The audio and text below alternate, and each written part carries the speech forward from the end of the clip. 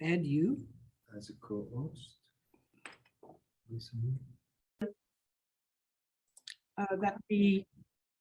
we're going to record the sessions to enable us to, our team here at Pacific Trade Invest New Zealand, to carry out some of the follow-up work necessary with yourselves and with the broader community of SMEs across the region. We have generally muted the microphone function and allowed except for speakers, and we will activate those as and when you're required in your sessions. So do bear with us. Throughout the program this morning, you will be allowed and permitted and welcomed to pose questions and comments to the panelists and to the presenters. And as a facilitator of the session this morning, I'll do my best to highlight those and bring those to the attention of the respective speakers.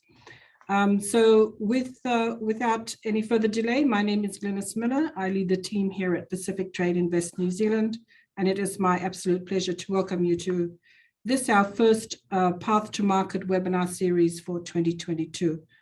The Path2Market is a signature event, I guess, of Pacific Trade Invest New Zealand. We've been running these for many, many years now. And more recently, because of COVID and everyone having to transition and do things online, we kind of rebranded it and changed a lot of the focus areas to make it industry specific. And this was really to respond to the growing number of requests we were getting or receiving from exporters themselves and growers and distributors in the Pacific, and listening into what it is that they wanted to know more about, and tailoring these programs to hopefully address. And I do thank you all for coming on board, collaborating with us on this important session today, and I look forward to your continued collaboration for more of these sessions throughout the year. So the Path2Market program today is designed to bring you closer to understanding how to navigate your way to exporting fresh and frozen produce into New Zealand, or products including kava. Having said that, at Pacific Trade Invest, we have the utmost respect for our Pacific Island exporters, some of whom are with us today. In today's webinar, you'll hear from agencies here in New Zealand and from the Pacific who are responsible for some of the remarkable work underway in our region with regards to market access protocols, as well as from industry leaders and on their import and export journey. Last night, I took a look at some of the stats of New Zealand's imports of fresh and frozen products from the region. Looking at the stats, I noted that, for instance, in the period 2018 to 2021, the top 3 exports of agricultural products into New Zealand comprise root crops, not surprising, coconuts and watermelon, notably from Samoa, Fiji, Tonga, and New Caledonia. Looking closer at the stats and taking a deep dive, we noted that root crops alone from these Pacific Island countries accounted for something like 6,700 metric tons of coconuts, just under, the root crops alone, from these countries accounted for 6,700 metric tons. Kava imports, on the other hand, from the Pacific accounted for 437,000 metric tons, looking at the stats from 2018 to date. Notably, the export countries of kava from Papua New Guinea, Vanuatu, Tonga, and Fiji, with the latter 3 countries being the largest exports of kava to New Zealand. More specifically, the total volume of fresh produce exports to New Zealand from across the Pacific, including root crops, vegetables, and fruit, accounted for 45 million metric tons during this period, which totaled, I guess, around 800 million New Zealand dollars. I put that against the fact that in 2021, New Zealand itself imported $8.3 million metric tons of around $80 million worth of fresh fruit and vegetables from global sources, mainly Southeast Asia, China, India, Taiwan, ROC. It is true that the total volume of Pacific Island exports of fresh and frozen produce to New Zealand is only scratching the surface against the demands presented in the New Zealand markets. As more and more countries around the globe open their borders and return to economic and social recovery, their trade volumes to New Zealand will increase, albeit over time, given logistical and transport challenges still in play today. Within this scenario, is there still room in the game for the Pacific, be it kava, seasonal fruits and vegetables, fresh, frozen, or value added, processed? How do exporting nations of the Pacific stack up against New Zealand's other source markets from Southeast Asia, Taiwan, India, and China? Our speakers today will lend their expertise to these issues and more. And I would like now to take the opportunity to introduce our speakers, beginning with Mr. Nathaniele Wanga, who is no stranger to the region. Nathaniele is a specialist advisor with MPI New Zealand, based in Wellington. And this morning, Nathar is ably joined by his colleague, Mark Potter. Welcome, Mark. We hope to see more of you on these programs throughout the year. And we thank you for taking the time and coming on board and sharing your experience in Nathar's presentation.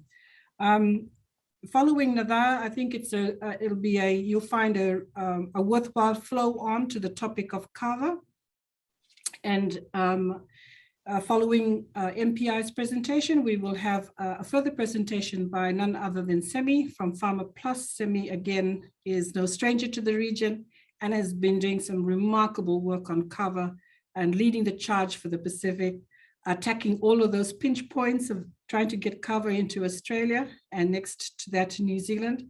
And looking at Semi's presentation this morning, he's ready to impart some very valuable information to our participants this morning. So welcome to the first three speakers before we go on to our panelists. So please join me in welcoming Nathar and MPI colleagues for their presentation this morning. Thank you. Trade Commissioner, Madam Glenys Miller, thank you for the warm words of welcome, and thank you also for the opportunity for us to be part of this webinar today. And as you mentioned, we are a two-member team. Joining me is Mark Potter, who will be covering the food safety component of importation. I will be covering the biosecurity component in our presentation today. So we'll run through the presentation and then we'll be dancing through the slides, me and Mark, in terms of us covering both the biosecurity and the food safety components. Thank you. Let me just share the slides. Sorry, Glenys and colleagues, I think there's a lot of chat coming through in relation to audio. I'm not sure if they're hearing, if that's the feedback we're getting, whether they're hearing us or they want to. Maybe you can explain. No, the audio is on from our end. We haven't restricted audio, so everyone should be able to hear us. Yeah, all good now. Hearing all participants loud and clear and with the audio. Okay, thank you, Semi. So while I have the floor, and thank you, Semi, for that, just to note that as a facilitator, I'll be keeping an eye on the time and prompting speakers and alerting you to your time allocations, if you don't mind, just so that everyone has a rich discussion at the end of the presentations. Minaka. Glenys, we have 20 minutes, so thank you. It's 11:15, so our 20 minutes mark, our 20 minutes starts now. Thank you. You can all see our presentation. Okay, good. Thanks. Thank you, Semi. So our presentation this morning, as I've mentioned, we are representing New Zealand Ministry for Primary Industries, and so we'll be covering the biosecurity and the food safety aspects of importing into New Zealand. And just by way of our strategy, and this is important information that we should note, especially if we are exporting to New Zealand or if we are planning to export to New Zealand, just understanding the strategic and overarching of the MPI in terms of our role is really key. for all of us, and especially you as well as commercial operators in this field. So from MPI, in terms of our strategy, in order to protect our way of life into the future, our way of life now as well as into the future, our primary must thrive, primary fuel must thrive, our natural environment must be protected, and the food we consume must be safe. And with that in mind, our strategy provides focus where we most need to make change, and therefore take opportunities to advance towards our vision. And our MPI vision is that New Zealand will be the most sustainable provider of high value food and primary products. And there are 4 outcomes that operate under our vision. To best support our vision, we have 4 outcomes that underpin the long-term effect that we are endeavoring to achieve. First one is prosperity, second is sustainability, third is protection, and also a visible leadership. We have 5 business units. We have the ministry as a whole, and we also have the food safety, which Mark represents. We also have Fisheries New Zealand. We also have Biosecurity New Zealand, and I sit in that directorate. And we also have our forestry, or the Forest Service, and also our agriculture component. So for this presentation today, Mark, feel free to jump in during the presentation. There are, in terms of your export opportunities to New Zealand, there are a few pathways that exist with regards to exporting to New Zealand, or your potential to export to New Zealand. We have the fresh produce pathway, and we also have the frozen pathway. We also have floriculture, or cut flowers. We also have handicrafts. That is also a pathway for export into New Zealand. And we also have the semi-processed and the processed products pathway. And we also have containers. Containers is also a pathway, and then that includes also the seafood. So those are the available pathways that exist with regards to exporting or trading with the New Zealand market. If we had to look at the market access process, and here we're talking about fresh produce and floriculture as well as cut flowers. This slide covers the new import health standards, new requests, new access requests into New Zealand. I will briefly talk through the processes involved. So what usually happens is the countries, they would, you have your process for prioritizing your access to New Zealand. And that is made known to the Biosecurity Authority for your exporting country. And the Biosecurity Authority then sends the request to MPI. When it reaches MPI, MPI goes through or takes all the requests through a prioritization process.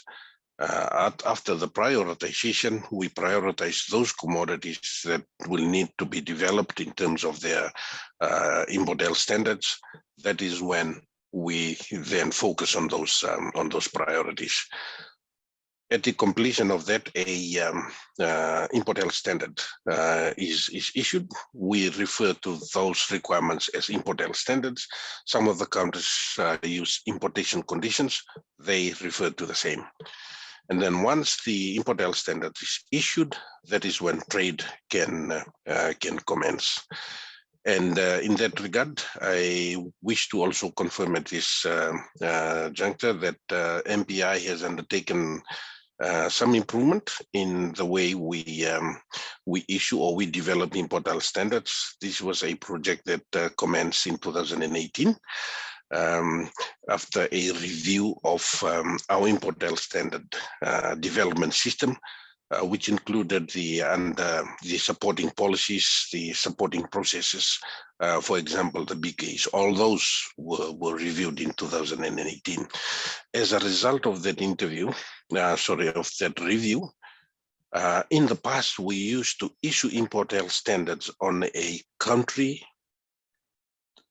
commodity basis.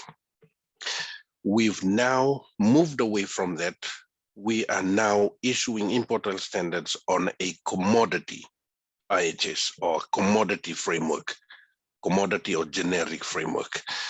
Now, in understanding the difference between the two, for example, in the past, when we used to issue under the commodity, country commodity IHSs, for example, Tonga requests MPI at 4 o'clock today for us to issue the approval or develop an IHS for, say, for example,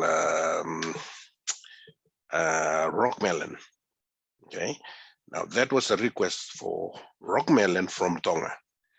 And then at the same time, at 4 o'clock, New Caledonia submitted the same request for rock melon, but from New Caledonia.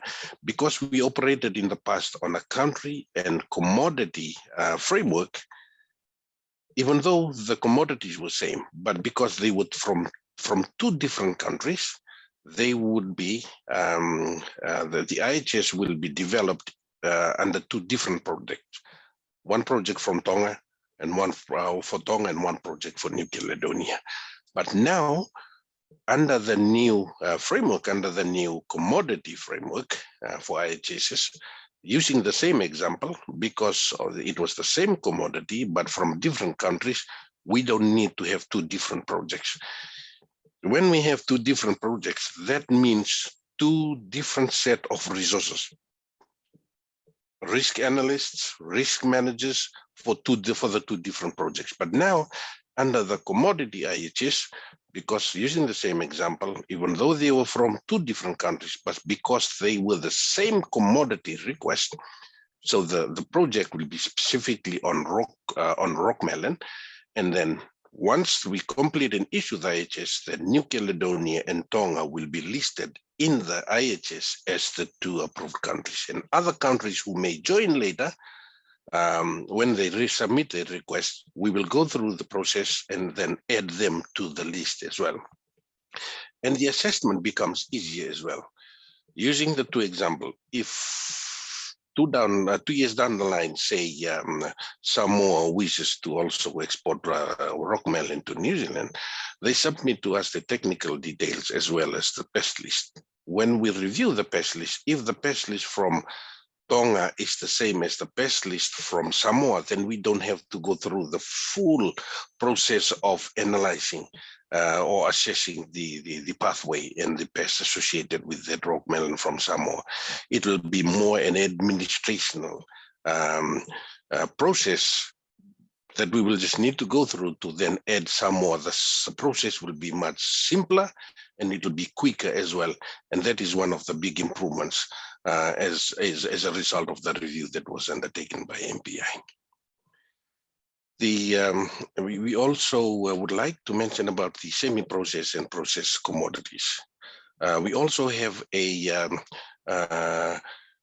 IHS that covers also semi-processed products. A good example would be fresh produce. It would be pineapple that is shipped into New Zealand whole with the skin still on the fruit. But a semi-processed would be peeled pineapple and maybe cut into half and then vacuum packed. So for semi-processed products, the process is much quicker than the fresh produce, the development of import health standards for fresh produce. And also processed products, they are governed by the respective import health standards. And we always encourage exporters to inquire with the Biosecurity Authority or agencies in your respective countries for them to provide advice. Otherwise, with processed product, you can email us directly, and then we are happy to provide and guide you as well in terms of the information that you will need to know. This is on food safety, so I'll hand over to Mark to run through the slides and provide for a few updates as well in terms of food safety into New Zealand. Mark? Sure, thank you, Nathan. Morning, everybody. Thank you for having me along today. I'm delighted to be here and start to share a bit more with you about food safety requirements. I suppose the one thing I'd say more than anything else is remembering that they are different, and they both apply. So Nath has been talking a lot there about the biosecurity rules. Now, of course, they're there to try and manage biosecurity risk. There are food safety rules, and of course, they manage the risk to people.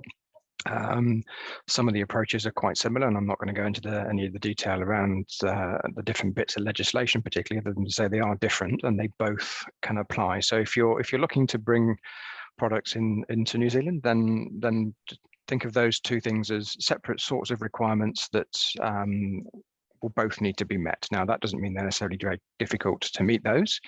And for many products, it can be quite straightforward. I will say as well, there's an email address for you, and we can make sure you get this as well, but import.systems@mpi.gov.nz is the place to come to ask any questions about importing food safety requirements, and we can answer any questions you've got about certain products as well, and what the requirements might be. So if you remember nothing else about what I say, those two things, that there are food safety requirements, and you should be thinking about what they are and how to meet those.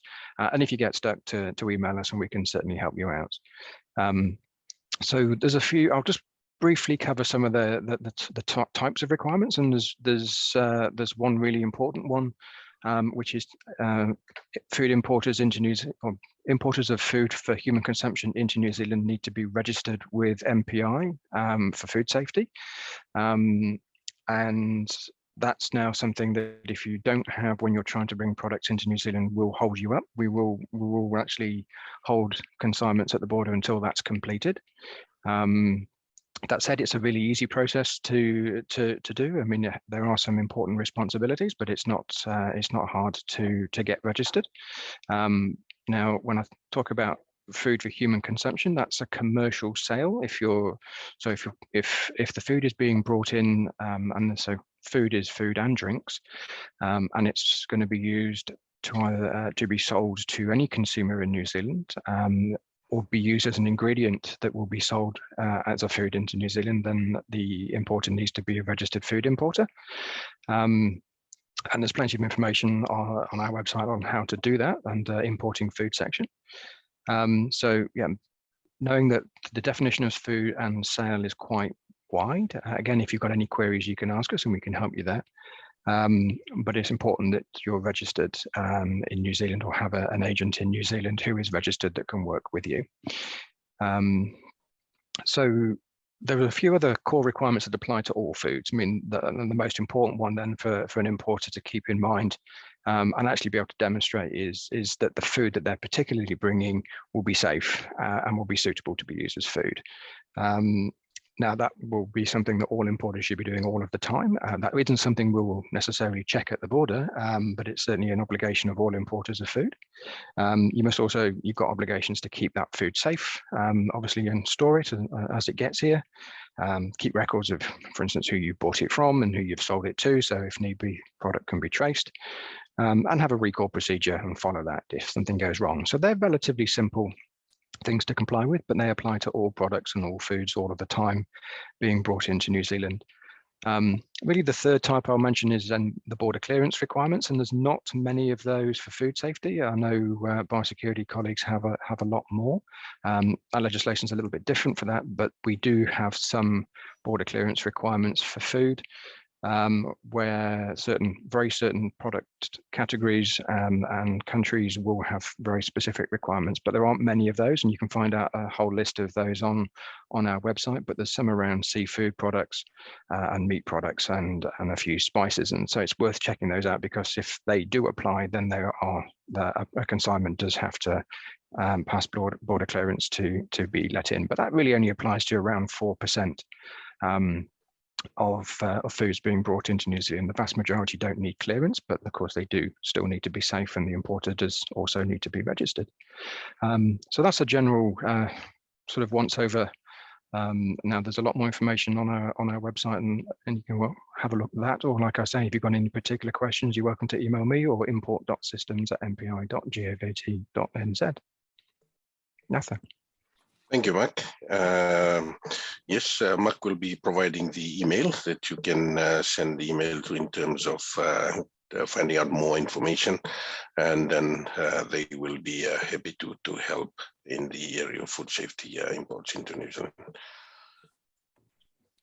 Thank you, Nadar, and thank you, Mark. Mark, you did run through your email very quickly, so I'm going to ask you to include your email contact and also the web link in your presentation so we can circulate it to everyone. I certainly will. Thank you for that. Nadar, did you have other slides to cover? There's a few more slides and we'll be done. Thank you. Right. Okay, so this is just on the list of approvals from the different countries. When I'm referring to approvals here, these are mainly fresh produce from Tokelau right to Fiji, and the numbers at the top are the existing numbers of approvals, and the numbers highlighted in yellow, those will be the new numbers of approvals for those respective countries in like now as we speak. This is considering that we've just issued the import health standard for citrus last week. So citrus now being the first commodity to be issued under the new IHS template, which is the generic IHS. So we have the citrus IHS, and then the approved countries are listed in the IHS with the different measures that will be required for those commodities. So for Solomon Islands, the number will go up by 1 because of the request that they've requested for Mexican limes, and Cook Islands, they'll go up by 1 as well. So that brings the number to 10 for their Tahitian limes, which they've requested. New Caledonia, likewise, are by 1 to 22 for their Mexican limes. And Samoa are by 6 for 6 species of citrus, which they have requested. And lastly, Fiji are by 2 for the 2 species of citrus, which they have requested. We were also requested to share some information along like some case studies and some information that could be beneficial to the exporters as requested by PITI. So we've done our best, and hopefully that would help in terms of what we're trying to achieve out of our workshop today. So they've asked us to look at root crops, ginger, turmeric, and as well as papaya, coconuts, and kava. And under those headings, we have provided some information in details, and Mark, please do jump in as well. So in terms of all those commodities, in terms of the general requirement, I guess what we can say at this point is to ensure that you meet the requirements of the IHS. Your IHS or the import health standards, which will be available online on our website. Go to that website, get the copies of those IHS, and make sure that you meet the requirements. As an exporter, that is your responsibility. And then you liaise and you coordinate with other agencies out there in the exporting countries to make sure that you meet the requirements of the import health standards. And as a general requirement, every fresh produce commodity that's sent to New Zealand or exported into any other country, they should be certified, and they should be certified free of pests. For imported products, this is for the food safety, and Mark can add more into this. They must achieve the safety and suitability of food for sale and maintain confidence in New Zealand's food safety regime. The second column would be on the notable biosecurity of food safety requirement. For root crops, ginger, turmeric, as well as coconuts and kava, maybe coconuts, they at the moment all the root crops, all the coconuts, and all the ginger and turmeric from the Pacific Islands, they only require inspection and certification by the exporting country biosecurity agencies. They are exported to New Zealand under an inspection and certification protocol, which means you make sure you manage the pest. Okay, you manage the pest, and then once you're ready, you request the biosecurity agency at the export country to come in and carry out an inspection. After the inspection, if the officer is happy with the consignment, it's pest-free, then he can then issue a phytosanitary certificate. And the same would also apply for the food safety requirements. Again, as mentioned by Mark, if you don't understand, if you don't know the requirements, there will be an email that he will be providing, as well as go to our website and get those information so that you know know and understand the requirements. For papaya, papaya being a fruit fly host commodity, it would require a certified treatment to manage the fruit flies. In countries in the Pacific, for the countries who have been given approval to import or to export papaya into New Zealand, most of those countries have what is called the high temperature forced air treatment facility. And there's only a few countries where those facilities are currently operating. But in terms of exporting papaya, given that it's a fruit fly host, it would need a certified treatment at the point of export before the papaya is exported to New Zealand. Some of the countries are now using systems approach, and we are currently liaising with the countries in terms of making sure that those systems approach components in the countries would satisfy the requirements by New Zealand MPI.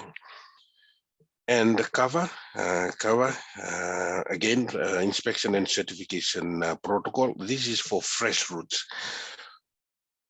When we say here fresh roots or fresh cover, these are not dried cover. These are harvested fresh and packed and then shipped to New Zealand. You can, they can be exported to New Zealand under the inspection and certification protocol. Again, take your cover to the biosecurity agency, they inspect that, and then that's all then shipped and certified by the biosecurity agency. There is also the dried roots. The dried roots, they can be exported to New Zealand without any phytosanitary certification or certification from the country of export. They will only be inspected here. They will only be inspected in New Zealand. And for those cover that are imported or exported to New Zealand under a system where we have recognized and we have certified the pathway for a commercially manufactured cover, we can go without inspection. We may not need inspection, but we can do inspection on a random basis. But because we have confidence in the system, in that pathway for that commercial manufacturer, we can then allow for the consignments not to be inspected because of our confidence in the system. And again, as I mentioned, the food safety requirements apply to all of those. Some common risks for the root crops, and again, I'm speaking purely from a biosecurity perspective here, and the risks for the food safety will also apply in this regard. For root crops, it's usually the nematodes, and we've also picked up giant African snail for those commodities that have been exported from the giant African snail countries, and also mites. Okay, in terms of how this were to be addressed, our recommendation is for you to liaise closely with the Ministry of Agriculture as well as the Biosecurity Authority of those exporting countries. Unfortunately, we cannot really specify to you what you need to do, because of our bilateral relationship with your exporting country. So our recommendation and our suggestion is, for those issues, you have your Ministry of Agriculture and Biosecurity personnel in the countries, liaise with them in terms of what the mitigation and what needs to be done to address those issues. That's the same for ginger and turmeric, nematodes, and also mites. For papaya, it's usually the fruit flies. Now remember, New Zealand, we don't have fruit flies. It's a fruit fly free country. So that's why we are very stringent when it comes to fruit fly host commodities. That's why for papaya, we require that disinfestation or a treatment, quarantine treatment, to be established in the country to treat those commodities like papaya before they are shipped to New Zealand. And the same as coconuts, mites, and hitchhikers. This is one of the things that we've been picking up on mites. On coconuts, we are picking up mites, and this is husk coconuts. And we've discussed this with the countries, which is odd, because these are husk coconuts. They should be free from any pests. Unfortunately, some of those coconuts, we've picked up mites on them, which may relate to the processing facilities and the handling processes as well within the facility of export in the countries. With cover, we have not really picked up a lot of issues that would warrant a significant intervention at this point. There has been a lot of imports into New Zealand, as per the data that Madam Trade Commissioner has shared with us. But I think there are some concerns in the food safety side of things, and that needs to also be considered at the export end when you are processing your cover to be shipped to New Zealand. Then thank you, Nava. Sorry, we've gone over time, but I do note that this is a really important topic, and I will. I'm open to giving you more time to dwell on this and to go over some of the more finer details of the produce and list of products that you mentioned going through this case study. So please continue. If how many more slides do you have, Nava? I think Trade Commissioner, this will be the last. Okay, so that's fine. And Semi's presentation after this is a good continuation of this discussion. So we'll allow you to finish up here, Nava, if that's okay. Vinaka. Naga Trade Commissioner. So in the next column, as per the information that was asked for us to provide, when biosecurity is breached, who is responsible? Now, from our perspective, the biosecurity agency in the respective exporting countries, they are the ones who are responsible to us in terms of any breach. So they answer questions from us, and they will be responsible to us in terms of any non-compliance or any breach in our arrangement. In the exporting country, it will be then the responsibility of the biosecurity agency to then carry out audits, traceback audits. Out of the traceback audits, they will then be able to determine as to where the breach occurred, and then they will then be in a position to then hold responsible those agencies, whether it be the stakeholders as well, who will be responsible for managing those components in the pathway. So that's how it is done, and for every breach, for every non-compliance, we communicate those non-compliances with the biosecurity agency, which highlights the importance of labeling, highlights the importance of correct documentation, because with correct labeling, with correct documentation, we are then able to identify quickly the non-compliances, and if in the absence of proper labeling and proper documentation, it becomes really difficult, and most of the time, the only option was to suspend pathways until the countries are able to identify where the non-compliance occur. Some of the key lessons for exporters, we've just thrown a few bullets into the column. There can be more, but this is what we can provide for now. And number one is the compliance. Compliance is the word. It's the keyword.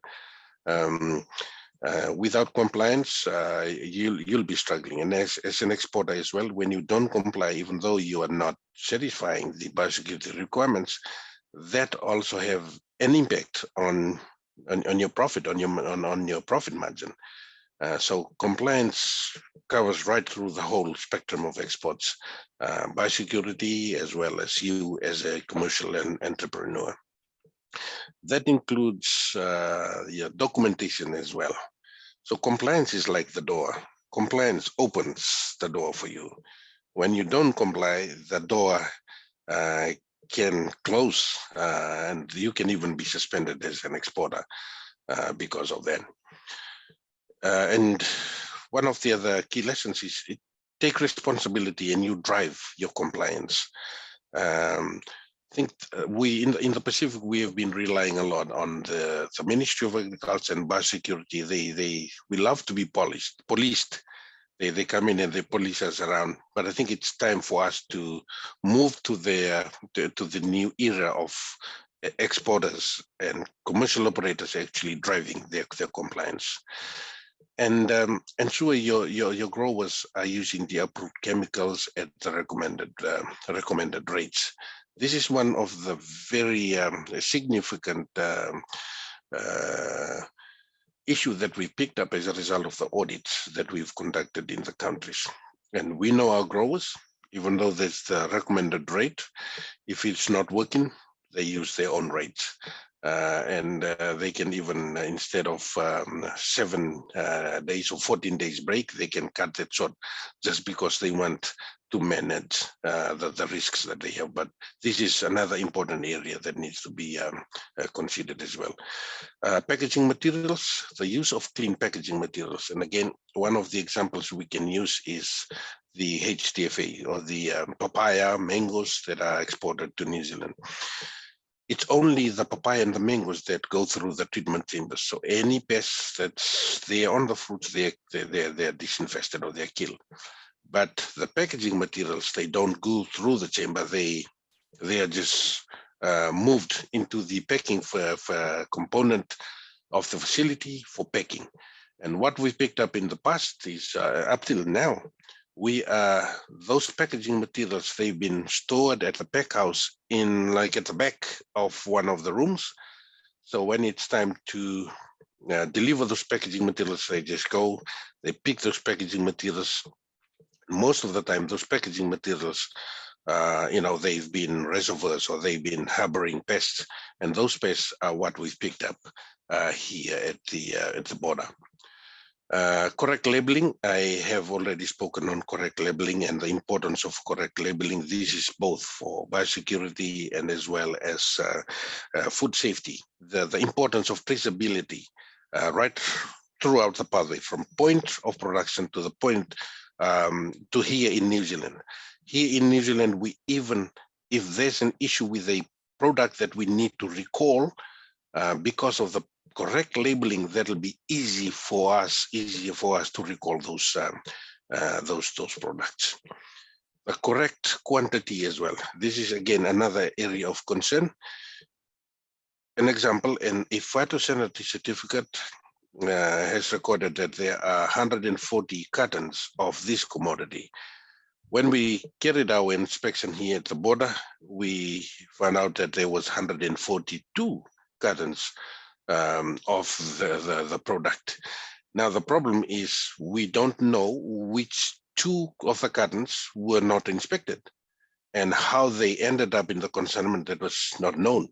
So and exporters and importers who have had this problem, they would know what we are talking about in here and the problems that they went through with regards to that. So making sure the documentation speaks to the quantity of the consignment. Again, the food safety requirements are becoming important, and again, just reiterating that at this point, especially for the use of chemicals in the field, in the countries. And this is one of the projects that's also think in place, where we working with the countries so that we work with them to know the chemicals that are used in the countries, the chemicals that are approved against what is approved here in New Zealand. Capacity building, also by Biosecurity and MOA, just building on the capacity of the growers, stakeholders, and everyone involved in the pathway. That's really important, and educating growers, that has to be a continued and an ongoing process.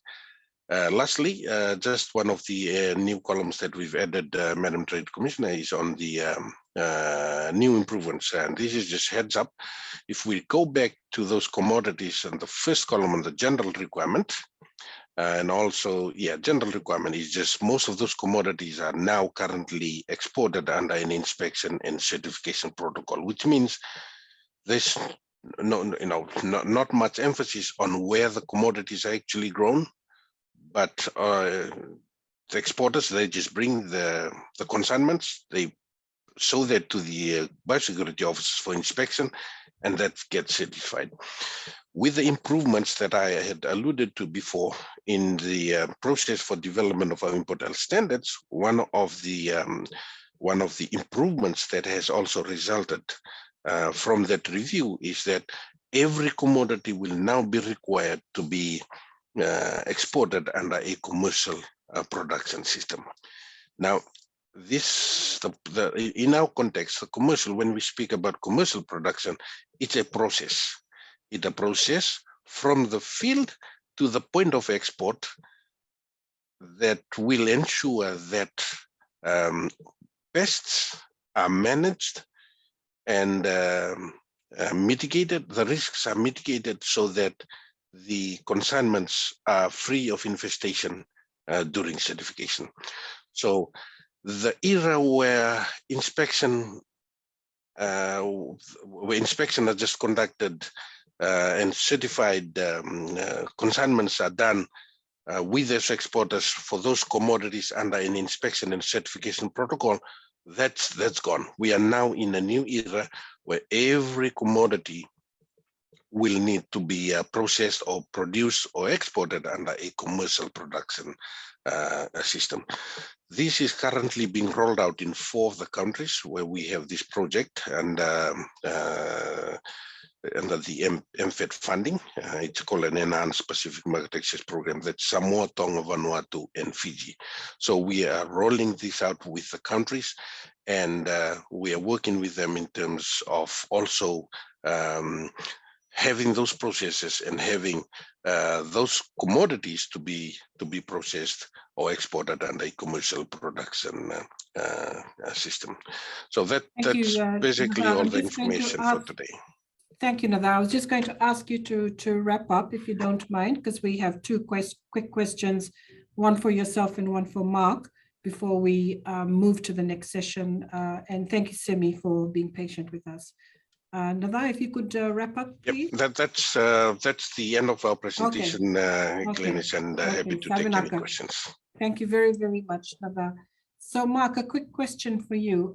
Talking about cover and the explanation provided by Nada in terms of the biosecurity protocols required for cover, dried and processed and fresh. Putting the food safety lens on that, on those topics, what would be your some of the key advice you would give to cover growers from a food safety perspective to complement the biosecurity requirements? What would you impart to the growers? I'm going to hang around as well and stay with Semi's presentation as well, because I think obviously some changes have been happening around Australia that I'm sure you guys will be very aware of. Right. And I'm very interested to learn a bit more about that. But for now, the requirements in New Zealand haven't changed.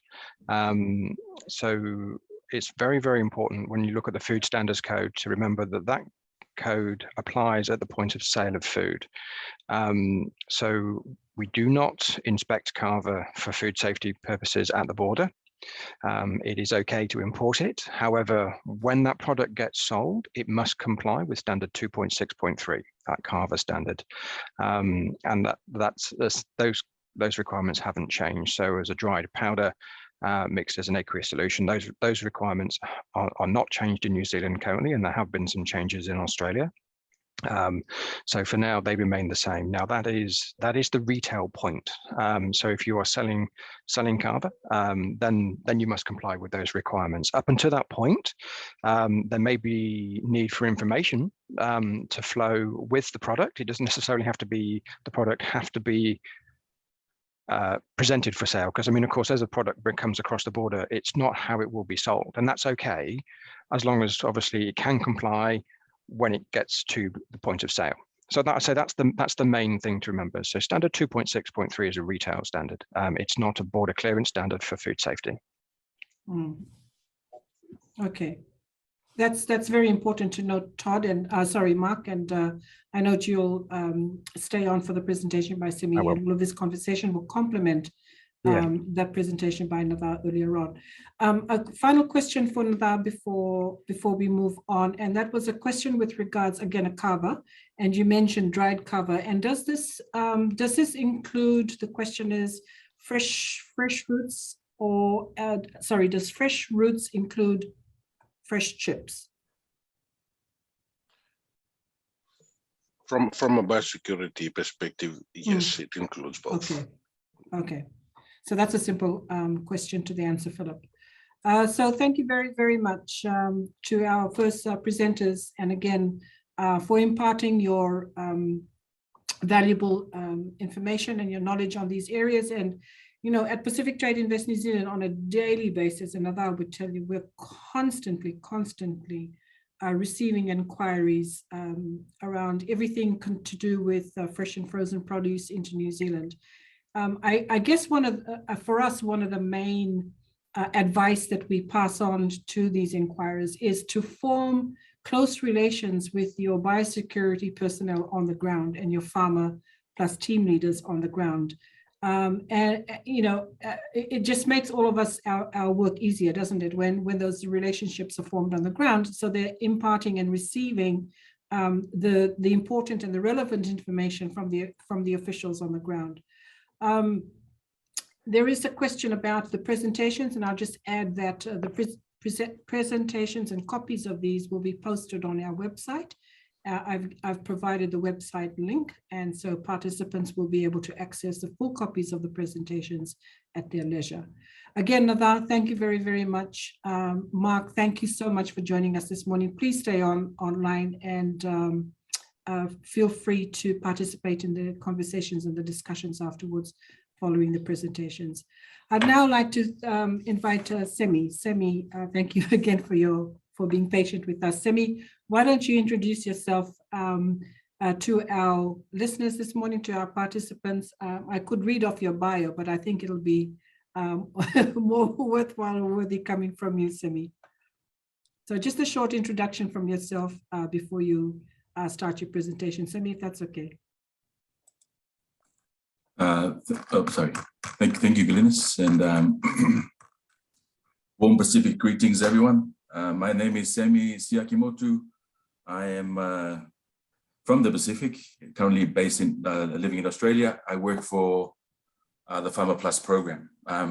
So before I start, I wish to acknowledge the traditional custodians of the land I'm connecting from, the Ngunnawal people, and pay my respect and to the elders past and present. So yeah, Jesse, I think I'll start, Glynis, and then through the course of my presentation, I can that'll provide a good enough introduction to our stakeholders who are joining us.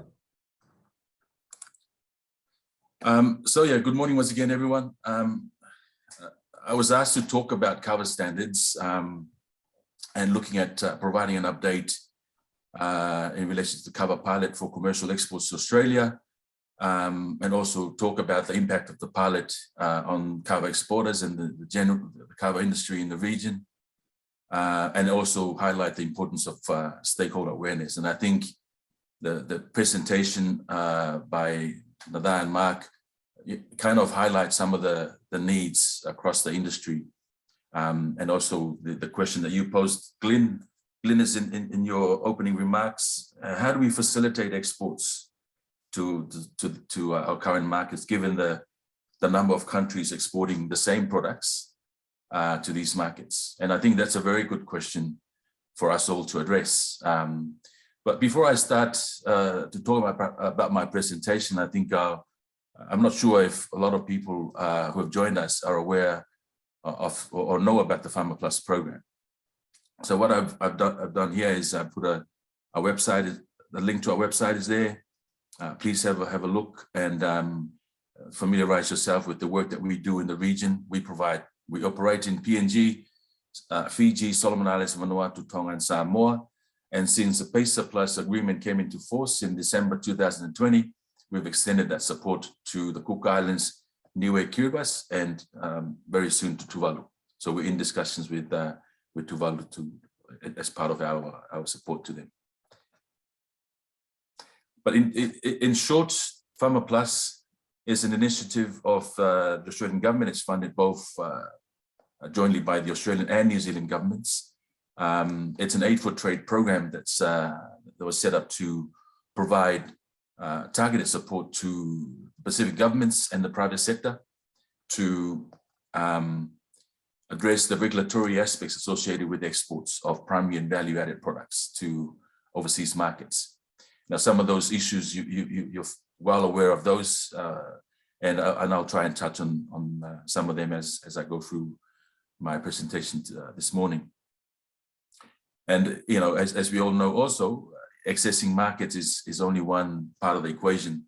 It's very important that once you gain access to those markets, that we maintain access to those markets. And, you know, the things that Mark talked about in relation to food safety, traceability, for us around sustainability of production and supply are very important aspects of the agricultural value chain that we provide support towards.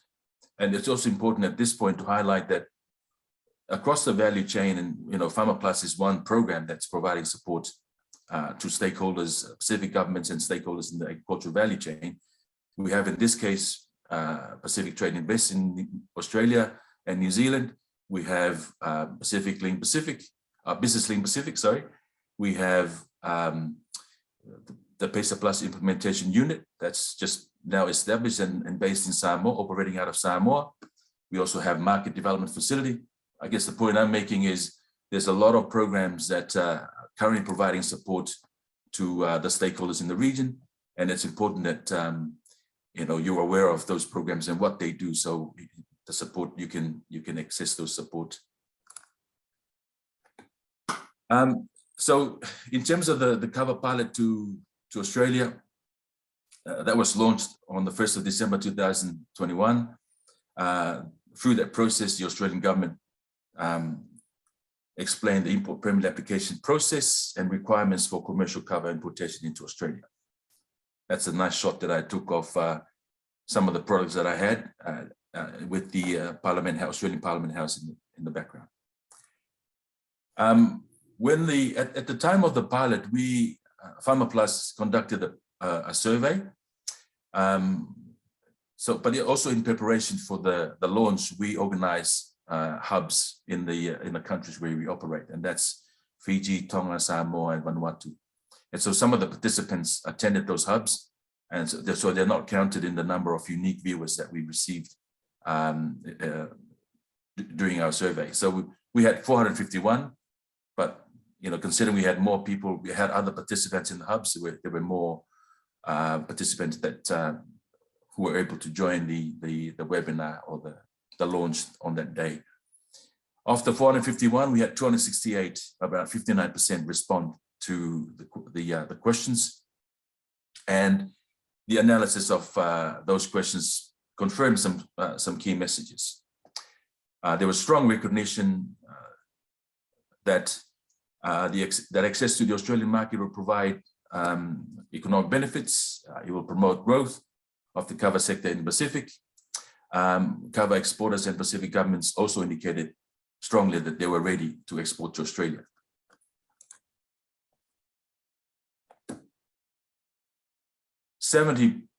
Just over 70% agreed that they were in terms of the respondents or the responses from the private sector. They confirmed that they have the appropriate infrastructure to export to Australia, and that's, you know, in terms of the labeling requirement or the import requirements. I'll go through those. I think the context of the question was, are you ready? So, and do you have the infrastructure to allow you to access the market? And there was 70% indicated they were ready. And similarly for the Pacific governments, this is in relation to supporting the private sector, take advantage of this market opportunity to Australia.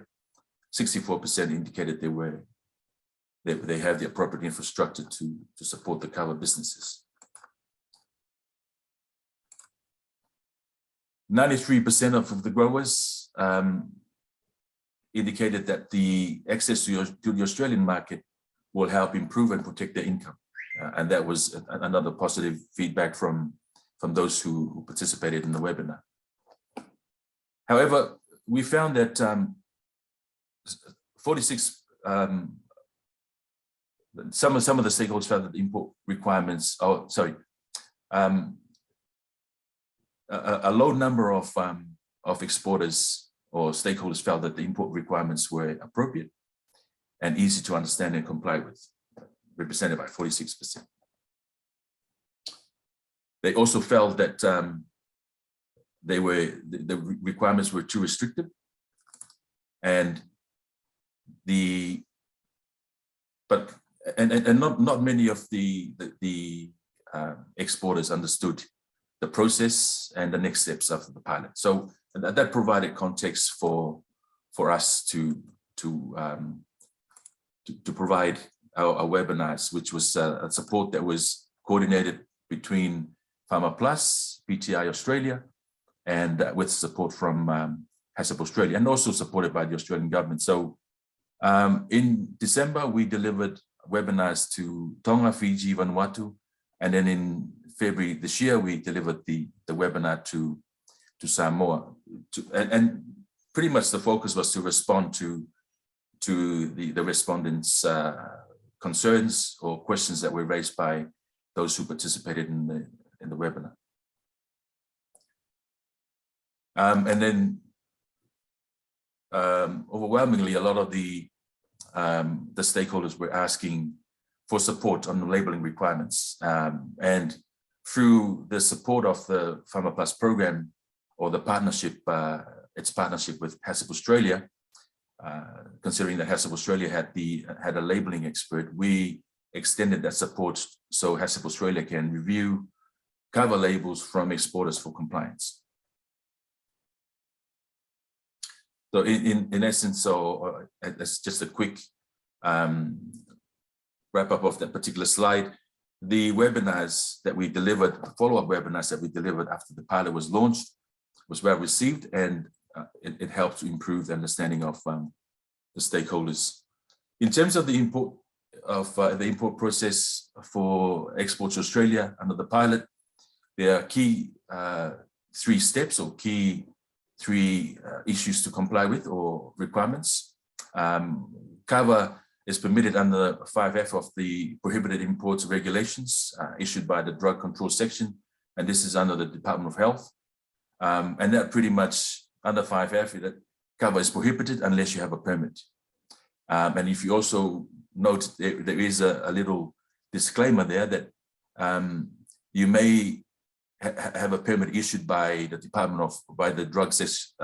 Drug Control Section, but if you do not meet all the import requirements and food requirements under 3 and 4, which comes under the Department of Agriculture, then I think you'll have your consignment will be held on arrival in Australia. So I'll move on. The other, I guess, the other requirement is a declaration under customs. I won't focus so much on the importer requirements, but for the benefit of those who are joining us today and residing in Australia, you have to be GST registered. You need an ABN, and you need also to comply with the state requirements, state and territory requirements in relation to the selling of kava.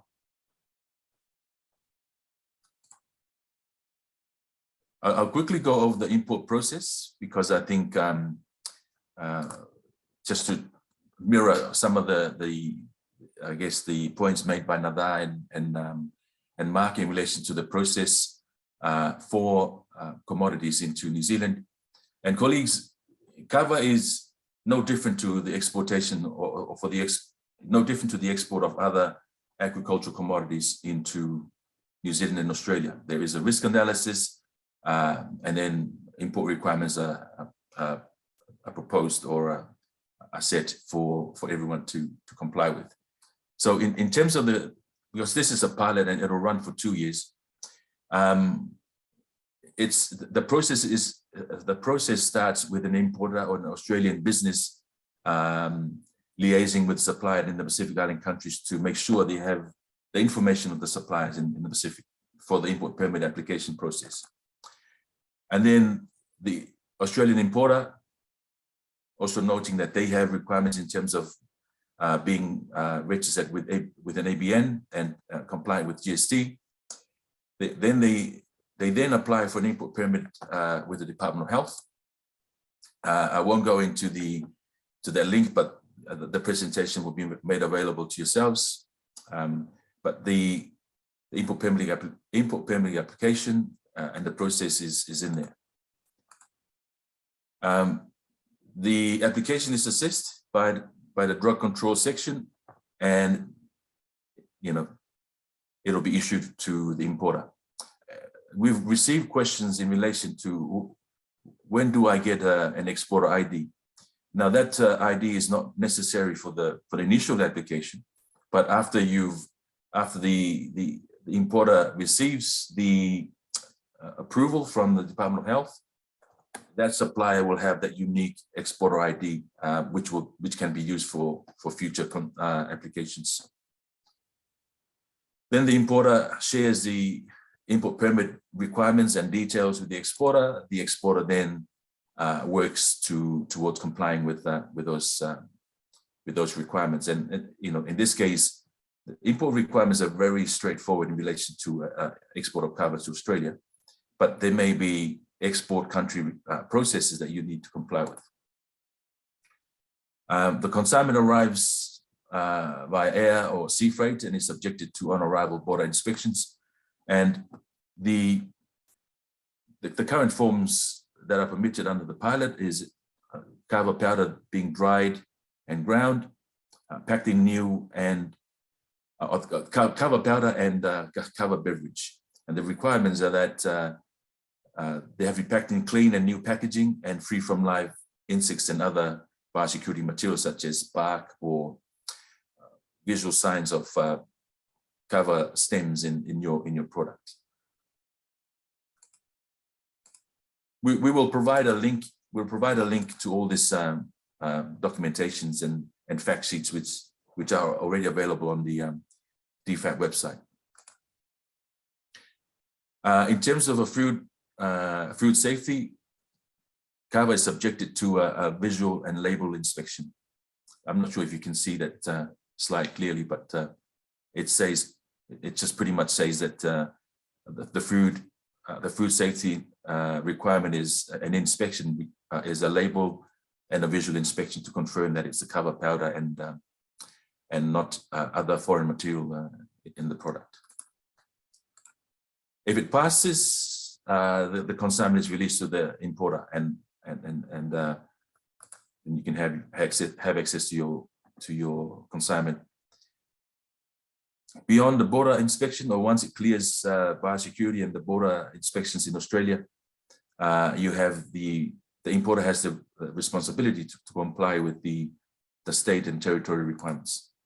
But if it fails, and there are quite a number of consignment that have failed due to labeling, which I'll cover in my next slides. At this point, usually with the other consignments or with the other products, you either and depending on the issue, and there are only a limited number of options that you're given as an importer. You either recondition depending on the issue, or re-export, or destroy at your expense. In terms of an update and follow since the launch of the pilot, Farmer Plus, Pacific Trade Invest Australia, and HACCP Australia, and other organizations, and with support from relevant Australian government agencies, we've worked closely to address and respond to questions by the cover stakeholders. And it's good that this is a pilot, and this is now the time to address and identify some of those issues. But in terms of food safety, there've been a lot of questions from the stakeholders around how do we make sure we maintain access to this market. As I mentioned earlier, gaining access is only part of the equation. Now, maintaining access to those markets is very important, and the stakeholders rightfully asked the questions around how do we maintain access, or what do we need to do. From the discussions that I've had with colleagues from the relevant government agencies here in Australia, there is an expectation for cover stakeholders and the local industry leaders in the Pacific Islands to discuss and agree to how it can regulate exports. So this is, I guess, touching on one of the points I'm supposed to speak about in relation to awareness. So how do we do that? And I think in the Pacific Island countries, we have quality standards. So now I'm touching on another point I'm supposed to talk about. But we're not really using those standards because we don't have the mechanisms to enforce them or to implement them. So in essence, there's a lot of work for us in the Pacific Islands to organize ourselves. Touching on the point, on the question that you raised, Glynis, at the beginning. How do we facilitate export to these markets? And I think, Kava and many of our products, agricultural products, we've continued to, I guess, focus or participate in those value chains the way we've done in previous years, 10, 20, 30, 40 years. If you look at Kava, it's a classic example. What have we done that's different to what we used to do 50 years ago with Kava? And I think we haven't, my observations, I don't think we've done enough. We still grow Kava. We harvest Kava. We pound Kava, we put it in a bag, and we send it off, and we expect the market to buy it. If you look at, if Kava was to be exported from another country outside the region, they would have their labeling down packed. You go to the supermarket, we eat with our eyes, or we buy with our eyes before we even, spend our money. The Kava is no different. So in terms of talking to the point around how do we continue to facilitate exports to those markets where potentially others are going to try and enter and take advantage of the opportunity, I think we need to develop a professional outlook in terms of how we organize ourselves right from the farm up to the consumer side of the value chain. So we have quality standards. How do we take advantage of those policies that we have in place? We have worked with HACCP Australia, for example. I'm just thinking out loud. Is that an opportunity whereby we can use the standard to try and set up a mechanism where we can audit ourselves against that standard, while the legislative and regulations in relation to the implementation of those standards are being developed. Some important factors underpinning Kava exports. I already talked about that in terms of the need for sustainability and quality of supply. Mark talked about food requirements. If something happens in the market space, we are required to have the system for recall, have a system for traceback. Now, as importers, you need to know who your suppliers, and for suppliers, you need to know who your farmers are supplying the Kava. So in terms of traceability system, you can work with them to address those issues. So it can only, and through that process, it strengthens our access to market. As at 7 April, in terms of the pilot, I can report around 46 tons of kava had been imported into Australia under the pilot. And that's, at the moment, it's being supplied by, and that number is only sourced from the 6 countries, namely Fiji, Tonga, Vanuatu, and New Zealand, and 2 others, which I won't share, but in terms of in that order as well. So most of the consignments or the large volume of kava being imported under the pilot is from Fiji at this stage, then Tonga, Vanuatu, and interesting New Zealand. So I think Samoa is still there to join the pilot, and it'd be good to understand, what are the challenges for them in taking advantage of the opportunity. Solomon Islands is another that's yet to join the pilot, as well as PNG. So of that 46 tons, 193 suppliers are involved in exports to Australia. Of the, as you can see, 33% of kava imports fail the inspection because of non-compliant with labeling requirements. And so this, again, talking to the point of around awareness, I think there is support.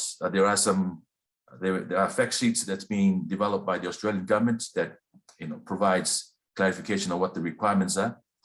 But through the Farmer Plus program, we're also funding support through HACCP Australia for kava exporters to have their labels verified for compliance with those labeling requirements. And that support is also being delivered through the PESA Plus implementation unit. So in this, there are opportunities, but in terms of whether, I guess it's important to know whether the exporters are aware of those opportunities, because I think 33% is still a high number, considering the requirements are very simple to follow, but it's just a matter of connecting the exporters with the support and the information that's available online. Some useful information for the exporters, and just for information, there are some updates coming. There are some updates coming online, and that will be released by the Australian government in the next day or so, and that sort of aligns with some of the information shared by Nadar and Mark in their presentation. But in terms of kava, at this point in time, only kava powder and beverages is permitted. You have to comply with the import requirements. Biosecurity requirements was very simple.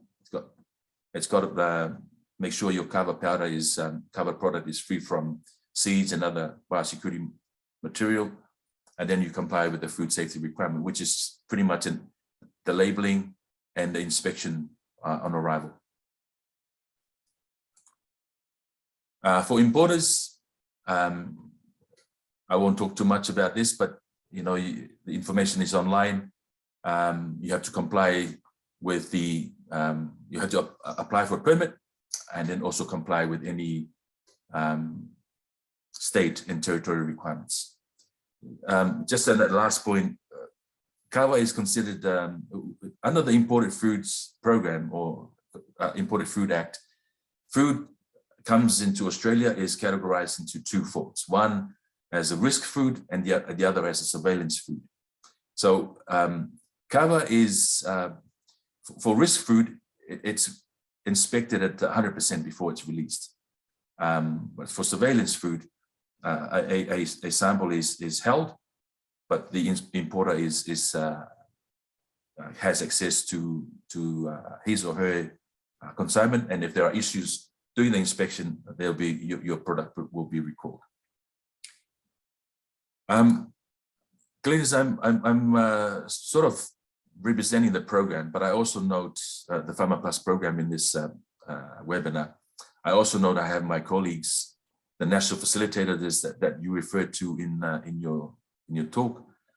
They are also joining us today, and I acknowledge their support in coordinating with the stakeholders, the farmers, the kava exporters, the processors, and the Pacific governments. Happy to, if there's time, and happy to give them the opportunity to say or to add to this presentation. Otherwise, they can also respond to questions during question time. And I think I'll stop there, Glynis and colleagues. Thank you very much, Semi. This is the topic of kava is one that always generates a lot of discussion because of its wealth of information across the region. You know, and we all know that it's a huge income earner for our farmers in the Pacific Island countries. There are quite a few questions coming through the chat and the Q&A, Semi, which you have access to. So feel free at your leisure to open those up and respond to the questions throughout the rest of the program. I just have a couple of points to make, and from your respective presentations. You refer to this survey, Semi, that was conducted for the Australian market, and I understand that the region's attention to Australia is naturally in response to the Australian government's recent announcements, as well as which resulted in the 2-year pilot project for kava. Just kind of turning that around to focus on New Zealand, wondering whether Farmer Plus has any plans to undertake a survey for the New Zealand market. We all know the huge number, the diaspora market here in New Zealand. The diaspora population, here in New Zealand is a huge market for kava in itself. And those numbers are quite comparable to Australia, I'd imagine. But just wondering whether there's any thoughts on the part of Farmer Plus to conduct a survey on the New Zealand market for kava. So that's number one. Number two is you mentioned maintaining access is being as equally important to gaining access, and I think that's a really, really good point to make. And I would hope that those on the call this morning would take note of the issues and the advice that you were able to impart around, maintaining access and its importance thereof.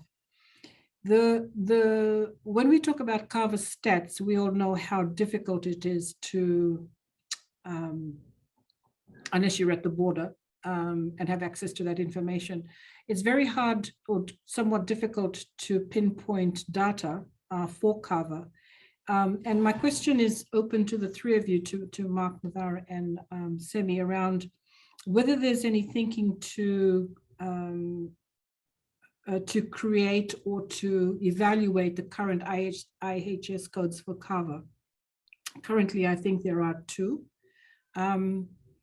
And as we know, data is so important for various reasons, mostly to inform policy, inform legislation, and inform frameworks and the design thereof, strategies and what have you, for both at the national level and regional.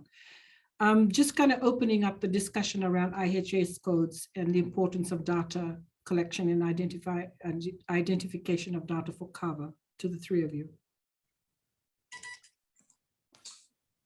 Maybe I can start first, Glynis, if that's okay with Mark and that. I feel outnumbered here, so I want to take my first step before they jump in. Responding to the first question around a market survey, I think it's a good point, and whether that's something that Farmer Plus can look at. As I mentioned, I think I can take that on board, discuss it with our colleagues. But the point I wanted to make is Farmer Plus is one of many programs operating in the region. And we have, for example, a regional cover strategy being developed by PIFs. And I think, for us to understand, some of the challenges associated with the production and other aspects of the value chain, we also need to understand the market. Now, I think, so rather than, Farmer Plus putting its hand up, I think it's one that needs to be discussed under the work for the regional standard being developed by PIFs. There are several organizations represented in that working group. And, it'll be useful. I hope some of our PIFS colleagues are part of the webinar today. If we can capture that in as a list of activities for the working group to pick up, and then find someone who can deliver that work for us, and working closely with yourselves in New Zealand, Glynis, and any other. You never know.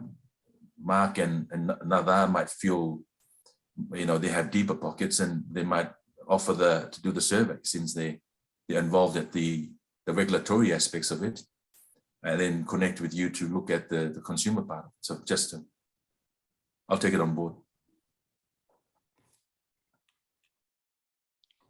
Thank you, Semi. The question of data collection and coding. Yeah, look, I'll add some information to that, and I popped a summary statistic in the chat there. It's not something we've looked at for a long time, but we did look at it quite recently, and this was at the end of last year, with obviously the proposals that were underway in Australia for changes, and knowing that the requirements in the Food Standards Code apply both in Australia and could have applied in New Zealand, although they won't for a while yet. So there's very different drivers there, and I think Sammy, it was very useful for me to hear a bit more about some of the Department of Health and permitting requirements that have been put in place in Australia. And so I'll just share that much of that does not apply in New Zealand for the same Department of Health controls. So it's important to note that they're different in the two countries, both by way of the process and some of those requirements, certainly for now. But interestingly, I can actually see there were 26 kilos of kava imported last year into New Zealand from Australia. And I think it was interesting, people mentioning that there's product going from New Zealand to Australia. So I can also see countries outside of the Pacific that are importing kava into New Zealand. So make of this what we will, which includes China, Germany, India, Poland, and Spain, and America. Now, when I look at the data that we've got access to, that is much of what importers have to declare for product coming into New Zealand. That doesn't always tell us where the product originates from, and it may not always tell us the complexities of the supply chain in that. So as a snapshot of just where has it come from before it came here, I think what we can assume is that there's a lot of complexity in that, and for exporters who are looking to obviously build a market and work with importers and understand that market, then maybe that's something that can be looked at further. From a general safety perspective, I mean, the market in New Zealand has been much longer established than that in Australia, and while the Australians are making changes to come to work out what controls they want to use there, doesn't necessarily mean we need to make changes here in New Zealand. Or of course, it's very interesting to watch and see what things are being considered. Thank you, Mark. I'm just going to draw the presenters' attention to some of the questions and comments that are coming through, and I'll just pose a couple here if you don't mind. So the first one is to Navar. Details on expectations as fresh roots packed. So you mentioned earlier on about the packaging of kava from a biosecurity perspective. So perhaps to elaborate for a couple of minutes on the expectations on fresh roots and how the packaging of fresh roots would impact biosecurity, I suppose, as well as food safety, I'd imagine. The question isn't quite detailed. I'm just adding my perspective to it. So what would you say about packaging expectations for fresh roots? Thank you, Glynis. I think in that regard, one of the things that will have to be considered is the product itself, making sure that the shelf life of the product is sustained. So therefore, using the best packaging material would be recommended. At the same time, considering that from a biosecurity perspective, now, if they are going to be using used packaging materials, then they need to ensure that those packaging materials are washed thoroughly and they don't carry with them any of those risks, whether they be biosecurity risks or food safety and Mark can add on in that regard. But it is always recommended that they use new packaging materials.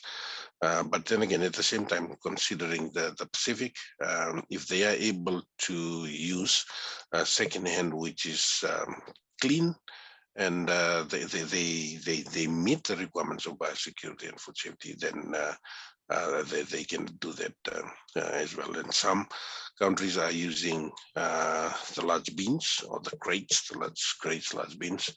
That can also be used. Again, from a biosecurity perspective, the bins will have, when you use bins, the bins will have to comply with the ISPM 15 requirement, and then the product will also have to meet the import health standards requirement.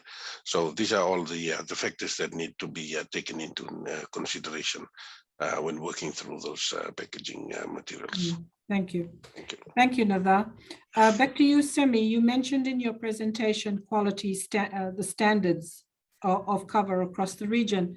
And maybe this is something that the working group that you made reference to could consider. The question is, how relevant, or what is the relevance of our own, or whether our own national cover quality standards are up to par, I guess, with international standards and for exports to Australia, New Zealand and beyond. What would you say, in addition to what you've already presented around cover standards, and how might this be addressed? Thank you, Glynis. In short, very relevant. I think I saw on one of Nada and Mark's slides the codex, the mention of codex alimentarius. The current standards as they exist in the countries are codex-based. How relevant are they? You know, I think it'll be important to put it in this context. More and more, the consumers of our products, you know, they're asking questions around, you know, how was this made? How was it grown? Was it organic? Well, you know, and so forth. If we're able to demonstrate there is a label that represents compliance with a quality standard that encapsulates food safety as per the standard in Tonga, Fiji, Vanuatu, Samoa, and it's still in draft form in Solomons. I think that would help to you know, develop confidence in the market space of the product, and we're able to tell our story to be able to sell that product. I think, you know, in short, there's the quality standards that we developed aligned to cover, and if you take that one step further, the cover as a product hasn't had a good journey. You know, we had the ban that was imposed by the EU in early 2000 that gave Carver a bad image, and we're trying to bring that back now to you know, to a platform or to a place where everyone appreciates Carver for what it is, and it's a safe product. There's been a lot of research to support that, and so to actually then influence the consumer in their consideration of product safety and how it was grown, those standards are important. The challenge is standards by themselves are just guides. There needs to be leadership, there needs to be ownership, and there needs to be commitment to enforcing and implementing those standards. The other work that we're also developing is registering our intellectual property for Carver. And so all the work that we've done in the countries in relation to the Carver manual, how the production of Carver, now the Carver quality standards in terms of the processing of Carver and the packet and the manufacture of Carver, all contributes to the development of what they refer to a book of specifications that allows us to register the GI for Carver. Now those discussions are happening, and also being channeled through the regional group that was organized by PIFS, to spearhead the work on the regional strategy. If I can, just wanted to add to the response from Nada in terms of the fresh, because I quite like fresh kava, and it's I guess a market that we only enjoy in the Pacific. You know, before kava was pounded and dried and exported, we used to chew kava. You know, so I guess the question is, and it's probably Nada to respond, considering when there are fruit, when fruit is spoiled because the flight is delayed for a day or so, and the product sits in those containers for an extra day, it starts to spoil. Now, when the biosecurity officer picks it up and looks at it, they see some mold. Now, is that a biosecurity issue, or and then will they be passed? Considering that, you know, when it left Fiji, it was inspected, or Samoa or Vanuatu, it was inspected and deemed free of all those biosecurity issues and food safety issues. So the question is, if I were as an exporter, export my fresh kava as frozen, will that be okay? So, thank you. Thank you, Semi. Another other question was to you, and you also have a question, I think, or a comment yourself, and then Mark will allow a few minutes for yourself, and then I'll bring this session, if you don't mind, to a close. There's a lot of questions on the chat as well as on the Q&A, so please, presenters, do take the time to have a look and respond in your own time. I'm just conscious of the fact that we do have other speakers waiting in line for their session. So thank you, Nada, and then over to you, Mark Minaka. Thank you, Glynis. With the question that was just posed by Semi, I'll start on that one. This has been an issue, and we've had few discussions with some of the countries with regards to the issue that was raised by Semi. I think one of the things that we've been highlighting and stressing to the countries is, even if quality is not different from biosecurity, in the sense that if you have quality issues, there could be an underlying biosecurity issue that sits with that quality. If a watermelon, for example, is rotten, or maybe it has some it's just beginning to rot, and maybe the exporter might say, no, I don't think that is that's a biosecurity issue, so you should still allow that to pass through.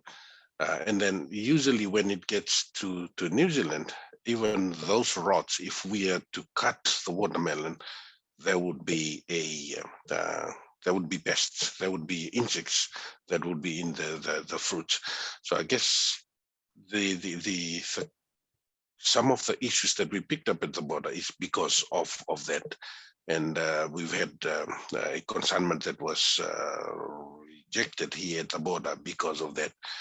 The inspectors, they just saw the molds and they thought, oh, these are just quality issues, and they, they don't pose a biosecurity, until one of the officers actually cut through the fruits.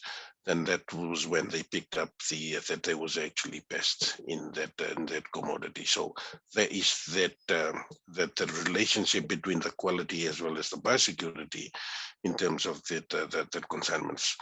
And Glynis, with your permission, I just wanted to also pick up on one of the issues that was raised by Semi on the leadership. Even though we have those guidelines, the commodity standards, the leadership is also important and critical. This is one of the statements that I think one of the things that we've observed in the region is when we compare biosecurity and food safety, biosecurity I think is in is in a better place in terms of the structure and how that's managed, especially regionally. And there are different agencies out there working also on biosecurity areas and issues. It's more organized as opposed to food safety.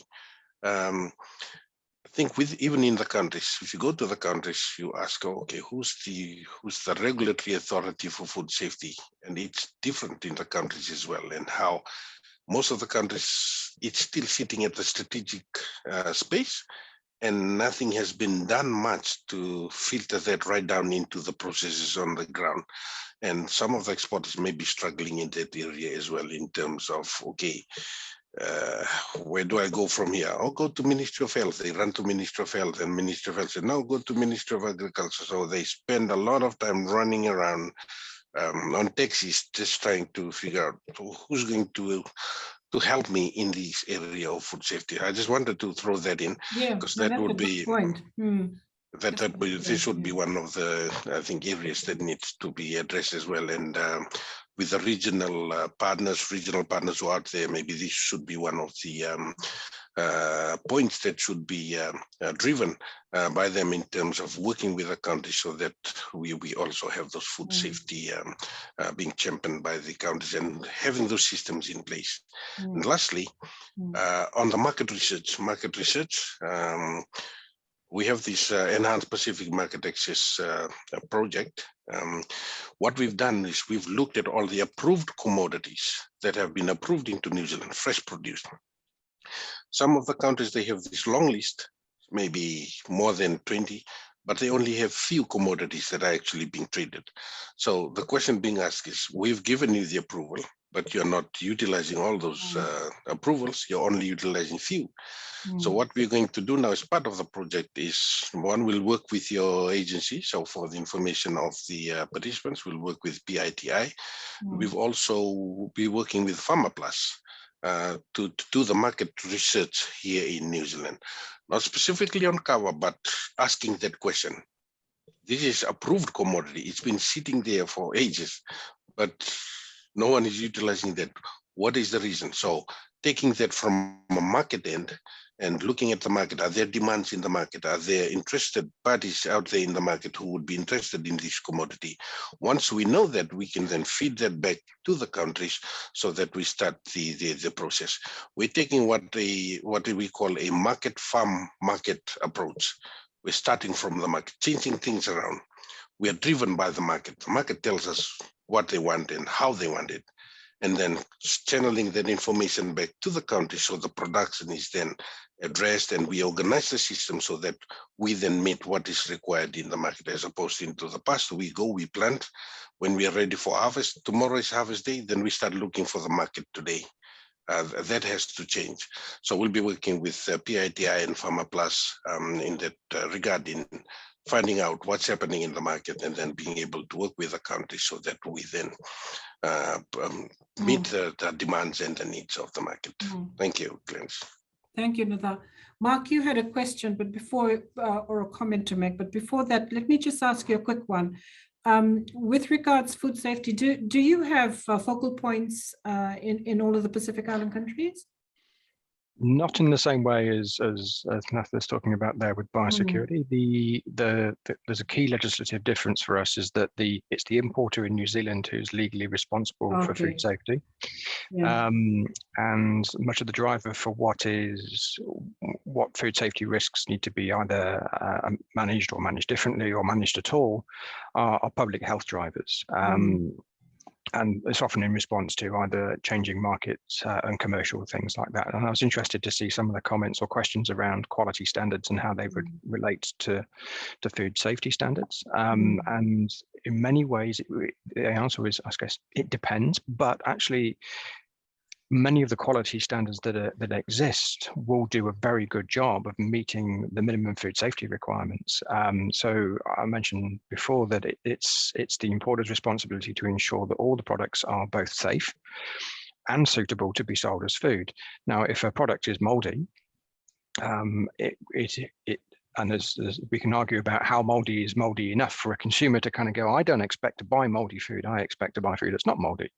And that would be an unsuitable product if it is too moldy. Now, we can argue about where that line is, but a little bit of mold could be okay, whereas too much mold is not enough. For instance, if our biosecurity colleagues are to use spray treatments or fumigation to kill some flies that might be present within a product, how many dead flies does it take in your food for it to not to be suitable food anymore? And there is an answer. I can't put a number on it. I'm not going to try, but those requirements are really for the importer to work with their exporter to both understand what they are and how they're going to manage them. And I think for much of the products that we're talking about here, including Carb, I don't think it's especially difficult. I think there are different ways to achieve that. And I don't think we need to think of Carb as being particularly different. It has a couple of extra requirements, but they're mostly about how it's presented for sale, and how we manage the risks around Carb up to the point of sale are very similar to many of the other products like melons and citrus and things like that. So yeah. Okay. Well, thank you very much again to Mark, Navar, and Semi for your time this morning. We have quite a lot of questions and comments coming through, and as I said, do take the time to respond if you can. Otherwise, for Pacific Trade Invest New Zealand, we will collate your questions and comments and respond collectively to those on the chat, who have registered participation this morning, so that you all get to see the questions and the answers. So we will consolidate those and circulate to everyone online, if you don't mind. Otherwise, we're going to spend another half an hour answering those questions. And I don't say that to dismiss the questions. I do take heed that they are important to cover. So we will give it due consideration, but outside of this forum, if you don't mind. So thank you very much again, Mark, Semi, Nada. Your presentation's always very valuable. The information that you impart, very much appreciated. So thank you. Colleagues, we'll now move on to the second part of our webinar this morning, and we're going to hear from a couple of people or a couple of businesses currently in the market here in New Zealand to share their perspectives on this very important topic. And we thought, for the first time, I mean, this is the first time we're including kava as a specific discussion point in our path to market, and you can see the richness of the discussions and the conversations taking part, that it's a worthwhile effort. So Todd, welcome. Trey, welcome. And Rosemary, thank you very much for your time this morning. I'm going to give you a few minutes each to introduce yourselves before I open up the panel discussion. So beginning with you, Todd, followed by Roy, then Rosemary. Malolele, thank you for having me today. My name is Todd Henry. I currently in Auckland, New Zealand, and my wife and I, we run the Four Shells Kava Lounge, and that is in Auckland City. So some of you may have heard of it. I think we're the only Kava Lounge in the city, and I think we're the only one sort of reaching different, a variety of markets, but especially non-traditional kava drinkers are coming in and learning about kava. So we've been learning a lot too. Thank you, Todd. Troy, thank you. Welcome. Kia ora. My name's Troy Wihongi. I'm a kava importer. I've been importing and exporting kava from the Pacific to many different countries for the last 30 years. Based out of Hamilton, New Zealand, half of the year, and then northern Thailand and Chiang Mai the other half of the year. And so we've started opening up the importation of kava into Asia, not so much as a useful drug, but as a ceremonial and well-being, to be used with health and well-being. And it's been going very well over there. At the moment, still in Hamilton, but in the next couple of weeks, I'll be back in Asia. Nice to be here. Okay, thank you, Troy, and thank you for giving up your time this morning to join us on this panel discussion. Rosemary, over to you. Are you able to come online? I am online. Oh, yes, you are. Thank you, Rosemary. Welcome. Thank you, Trade Commissioner. My name is Rosemary Leona. I'm a kava exporter from Vanuatu. I also represent the Vanuatu Kava Industry Association here in Vanuatu. I do a bit of export to USA, and now with Australian markets open, I'm starting to export into Australia. Thank you very much, Rosemary. And again, thanks. Welcome to our panelists. Rosemary, I believe you have a short presentation. Are you going to, do you still wish to continue with your presentation?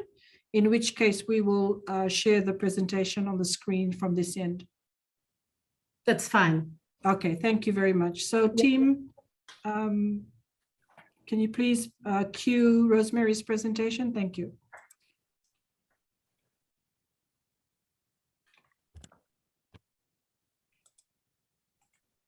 Rosemary, are you able to see the screen from? I am, thank you. Okay, good. So over to you, Rosemary.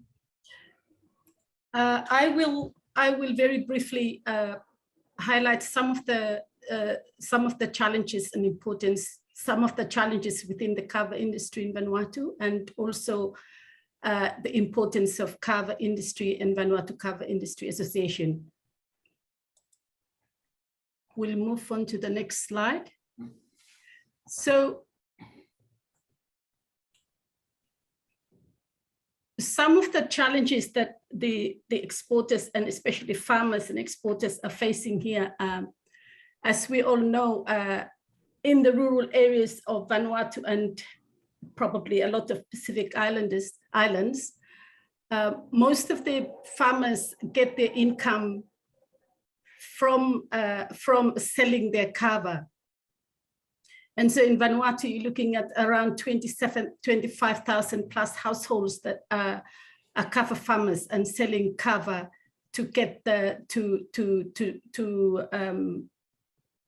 get the income.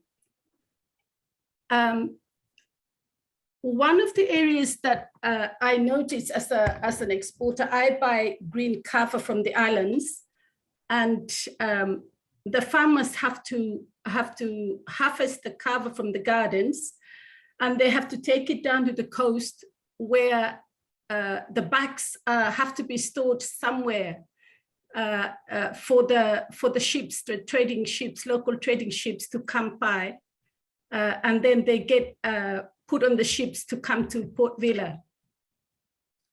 And there is a huge need, there's a big need for storage facilities in the various ports of the kava producing islands.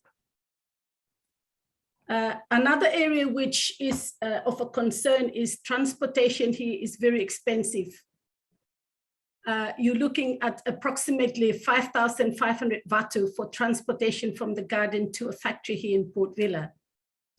And with the fuel prices going up, I can only see the transport fees going up. And I think that there needs also to be an improvement in handling and the shipping space to get the consignment and the kava to Port Vila and Luganville, so that we don't have a lot of damages in this kava. I also think that the kava prices should be a supply and demand driven, not a fixed price thing.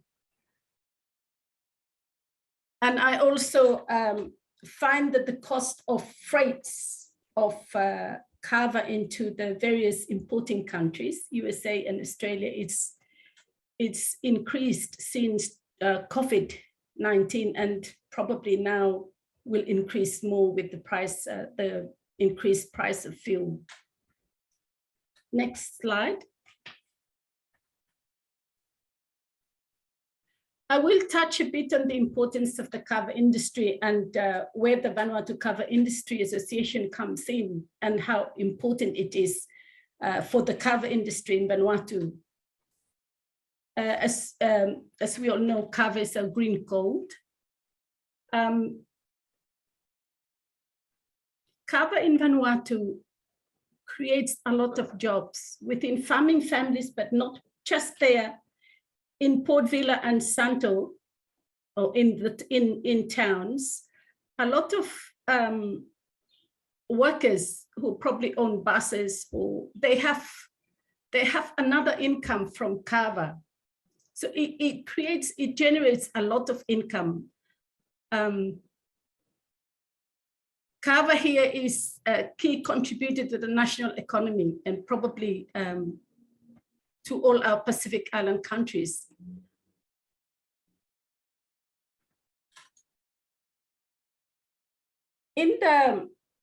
within the industry, as we all know, we have a lot of challenges.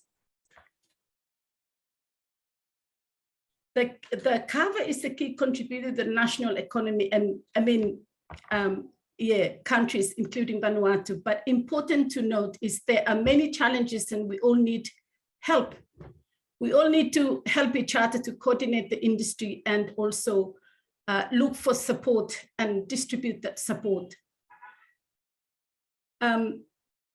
The Vanuatu Kava Industry Association, which is short called VKIA, was created in 2017 by the Farmer Plus. And the main thing here was to bring all kava stakeholders from the private sector and the government sector together for the development and to talk about development of kava sector in Vanuatu. Farmer Plus still supports the VKIA up to date. VKIA is a registered association, and it also has a board of trustees that includes representatives of the Vanuatu government, farmers, processors, exporters, and NGOs.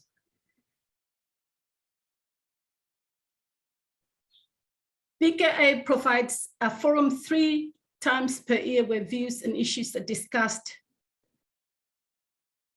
And then everybody knows where we stand within the issues of kava, and then actions can be taken. We talk about and we engage on development of the kava product quality, the standards, the market access, and any other needs that arise or we see fit to discuss. VKIA also coordinates the activities for the kava industry. It really strives to maintain cooperation and partnerships between key partners in the kava value chain.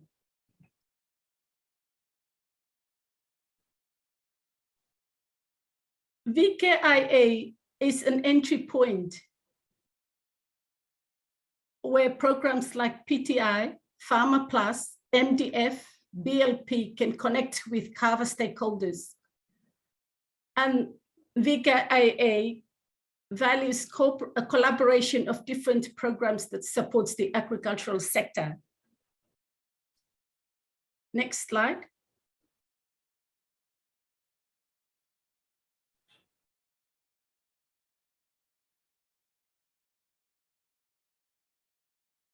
I would like to acknowledge the Vanuatu government through the offices of Biosecurity Vanuatu, Vanuatu Bureau of Standards, Internal and External Trades, Vanuatu Primary Producers Authority, who continuously to work closely with us to develop and monitor kava product standard. I would also like to thank Farmer Plus to the office in Vanuatu. And PTA, thank you very much for reaching out. Thank you, Rosemary. Thank you very, very much for sharing your slides and that valuable information. I'm not sure how many people online today are aware of your association and the hard work that you and the rest of your crew are championing on behalf of the growers in Vanuatu. I mean, 25,000 households impacted, or 25,000 households in Vanuatu is a very respectable number. So all of the work that you're doing yourselves and in partnership with Farmer Plus and others is well noted and very much appreciated. We'll come back to you later, Rosemary, with questions. But for now, I'd like to turn to Todd and Troy with a couple of questions for yourselves. So in the New Zealand market, we note that of the 4 main kava exporting countries, Tonga, Vanuatu, Fiji, and Papua New Guinea, was it Samoa? The kava from Tonga seems to be price-wise, seems to be more competitive than kava coming from the other countries. However, in terms of quality, the kava from Fiji seems to top those coming from those particular countries, is what we're observing here in New Zealand. Would you agree with that? Is my first question. And secondly is, more generally, New Zealand kava market has for some time been located squarely in the informal market, right? Though recently that has changed as new regulatory requirements come in and due to the limited international travel during COVID-19. So globally, kava is on the rise with kava bars in New Zealand, the US, and parts of Asia. And we see that COVID has also seen consumers put an increased importance on health, well-being, and community, positioning kava well for the future growth. And Semi talked about some of those aspects around future thinking, how and what should the region be moving towards future growth for kava exporters in the kava market across the Pacific. For yourself, Todd, could you describe your supply chain and how it is advantageous to the kava farmers and processors in the region? And what opportunities are you seeing for kava in the New Zealand market? Yeah, well, for the supply chain, I mean, we work with primarily the Kava Society. My wife and I have been using them since we first started 4Shells. And that's Kava Society gets it from one processor in Vanuatu that we know and have worked with for years to get the product exactly how we want it, and also the as we've been going with 4Shells, the market of new kava drinkers. It's they're not. You mentioned the competitive pricing and things like that. I would say the new non-traditional kava drinker, they're drinking it like what Troy said, for well-being and building community and things like that, and as an alternative for alcohol. As long as they can get the best product that they can, they're not that worried about spending as little as possible. It's almost like you could compare it to the way people shop for gourmet coffee. They want the best and they don't want to compromise. So I think,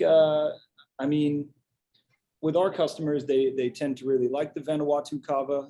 We also import ourselves kava from Fiji and from Tonga that is processed to the same standards that the Kava Society would do. And that has to do with ensuring that the kava is just roots and stump, no stems added, and it's tested for microbials. I think that, I think it changes things a bit, but I think it benefits the farmers, because I guess businesses like us, we're catering to, there are traditional kava users who come in, and then there are, we're building the market though through, I guess, creating new kava drinkers just from being visible and from being accessible and providing that, I guess, that element of education around kava. What we find with, your average New Zealander who's not of Pacific Island origin is that there are a lot of misconceptions around kava. The most common ones being that kava has alcohol, kava's a hallucinogen, or it's a very powerful addictive drug. And then on the other end of the spectrum, you have people who say kava does nothing and tastes like muddy water. So just being there to answer people's questions, and they can come and experience it, have us kind of give them the proper guidance on things, is really good. It's growing, it's creating a new market, because I think when we first talked about opening 4Shells, some of the feedback I got from friends who I told we were thinking about it was it was almost the approach was like, there's a set number of kava drinkers in New Zealand right now, and new ones can't be created. But we've shown that that's not true. It just has to be presented and brought to people in an accurate way, in an authentic way. 4Shells is I guess I should say also, you can't really compare us to the kava bars that are in the United States, or at least I would hope someone wouldn't. I'm originally from the United States, but my wife is Tongan, and my initial introduction to the world of kava was through the Tongan community. When I expressed interest, I want to learn more about speaking the Tongan language and the customs and protocol. So I started going to Whaikava, and more and more over the years. This is since around 2008. And I noticed more of my friends who were not of Pacific Island origin were interested in kava. So that started making me think, you know, people are interested in this for what it is.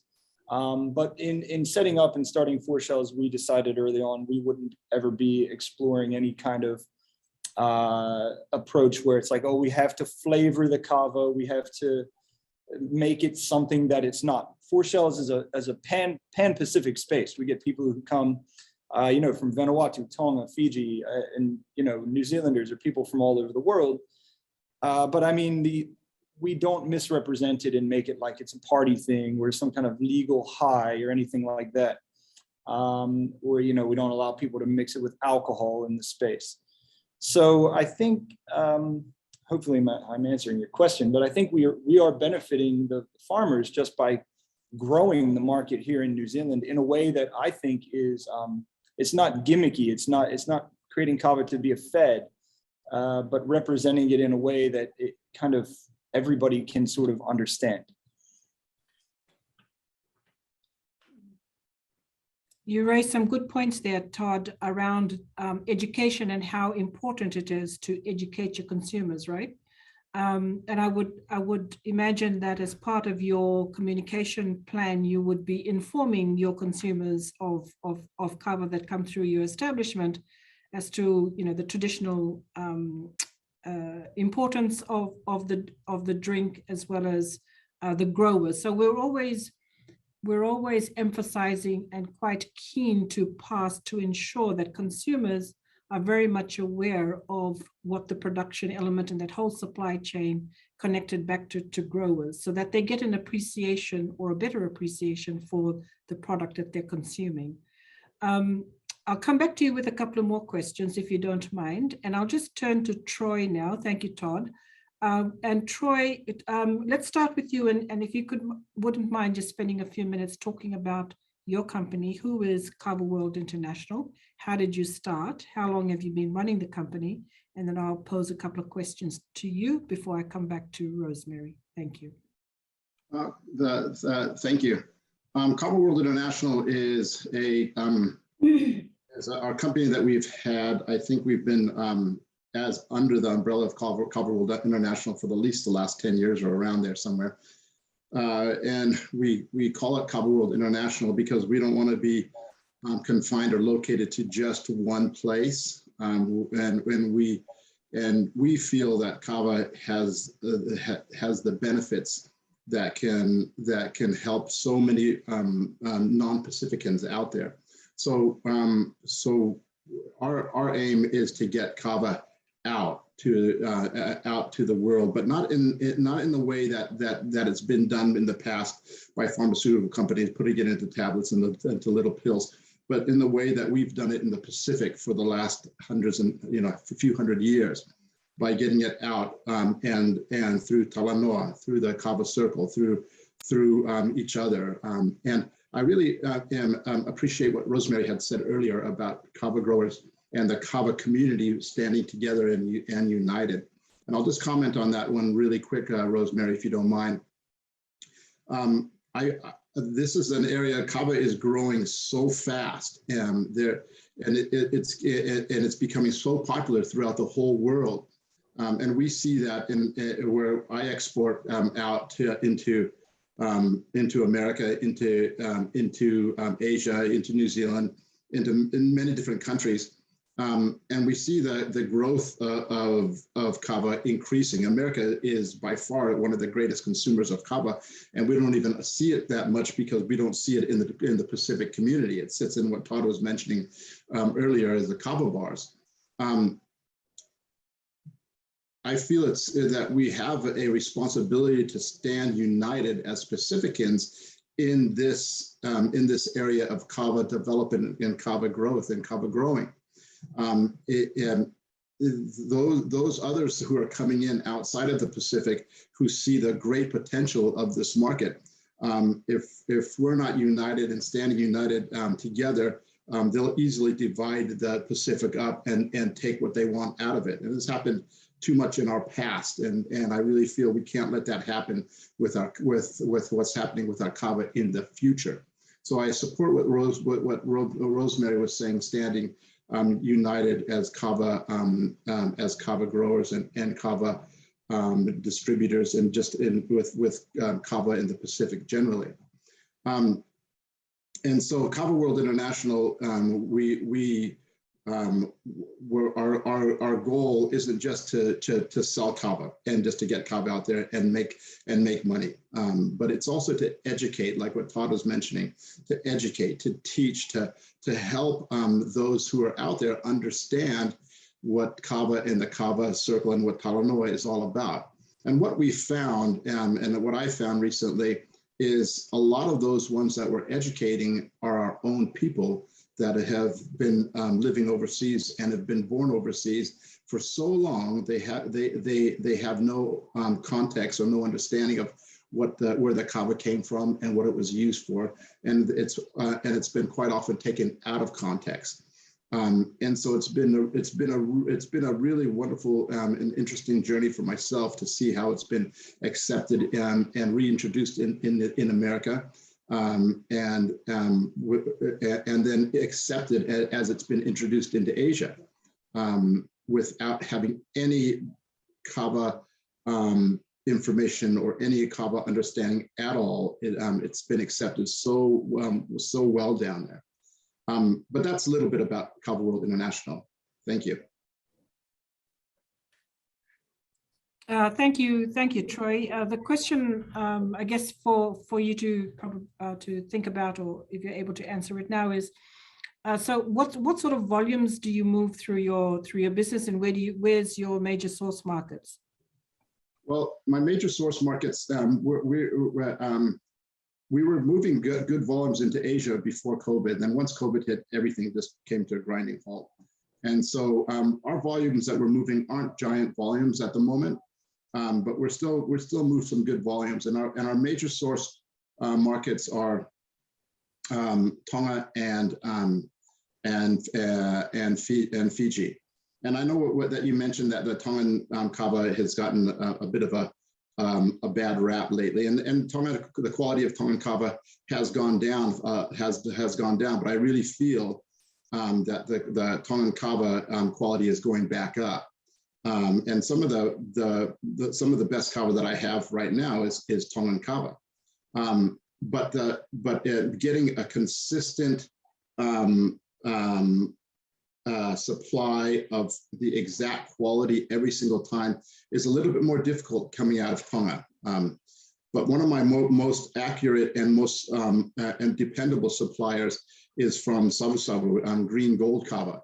And Praveen there, and as I went through all the different growers and going into the islands, finding the growers, and it took me years to find someone that I can work hand in hand with, that can supply on a very regular basis high quality kava that meets every standard that I'm looking for in high quality kava. At the moment, I probably have 100 kgs of kava that I won't even do anything with. I'll end up just pouring it out because the quality is low, and I don't want to lower my standard and my reputation as a high quality kava distributor. But dealers like green gold kava out of Savu and are wonderful, and these are the ones that that will set the standards for the rest of the dealers to follow. And so my main two areas that I import from or export from are Tonga and Fiji, and it's mainly because the consumers that I sell to, they enjoy that kava the most. They're most used to the kava, Fijian kava and the Tongan kava. I hope that helped answer your question. Yes, it did. And you talked about standards. How do you ascertain what is a good standard or not? Well, as a kava consumer myself, It's based on personal preference, is it? Well, and the kava itself is like Coke and Pepsi. Someone might like Pepsi, and someone else might like Coke. But as far as the standard of quality, they both maintain the same quality level, although some of the flavors may differ. as far as the quality of the kava, that's important to me, that when I sell it and even when I consume it, it has to have certain standard. It has to be clean. When you mix the kava, you can see that if there's a dark layer, you know, that at the bottom, that you know that it hasn't been washed properly. The years of how many years it's been growing before it was harvested, how long it's been sitting before it was pounded into powder. All the freshness of the kava is really, really important. And so that is noticeable in the consumption of the kava. Just like any food that you're going to eat, that you're going to use, the fresher it is, the better it is. But with kava, the older it gets, you can still mix it and it's still going to be okay. But then you start losing the potential of that kava. What you were able to mix out of 1 kg will lessen and the longer you sit, it dries out. And so the freshness is really of real importance.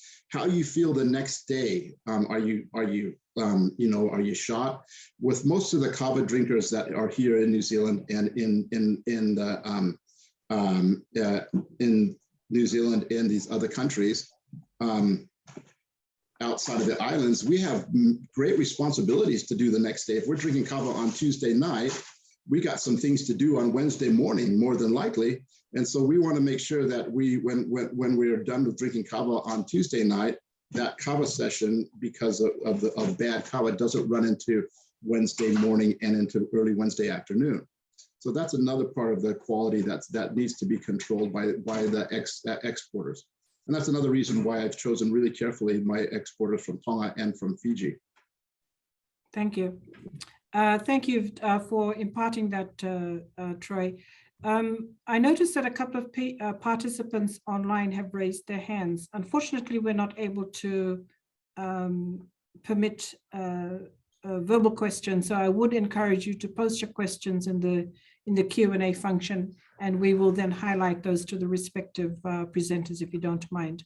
Rosemary, I have a question for you with regards to the Vanuatu, the regulations around kava in Vanuatu, and how does your organization rally support on behalf of your members, of the growers, and how do you interact with government to inform policy or the regulations underway in Vanuatu to ensure that your members are getting the best information and the governments are on board with the perspectives or the issues or the challenges brought forward from the growers through your group?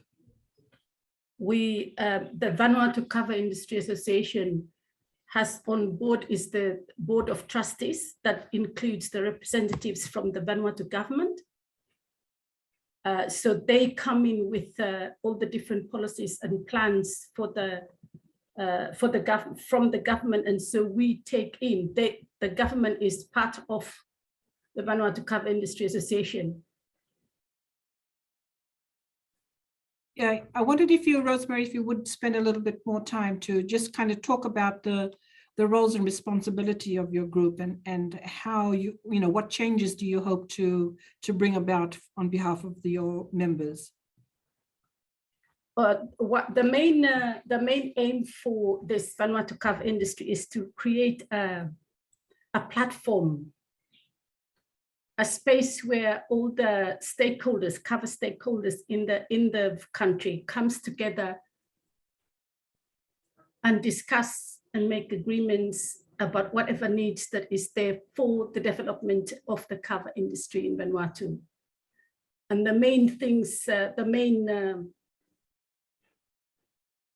main areas which has been focused on are the standards, the kava standards, which is the process from the farmer to the exporter processes, and then it leaves the country to where the biosecurity is heavily involved in that with the Vanuatu Kava Vanuatu Bureau of Standards is heavily involved in that area to ensure that this quality kava is produced and tested before they leave for export. The standards of kava, the markets of kava. At the moment, we've been talking on in regards to the GI, protecting kava as the Pacific or Vanuatu grown plant. So we have to protect the name kava and the product of kava as it belongs to us. So we taking Vanuatu is taking a lead in that, where the government has approved to go further in looking into registering or looking into the specific, what do you call them? Book of specifications of kava. We also supported so much into the codex of kava as a standard, kava as a standard, food standard. So all these different things, we come together and we discuss, and therefore there's understanding between the government and the private sector all the time. We have meetings 3 times a year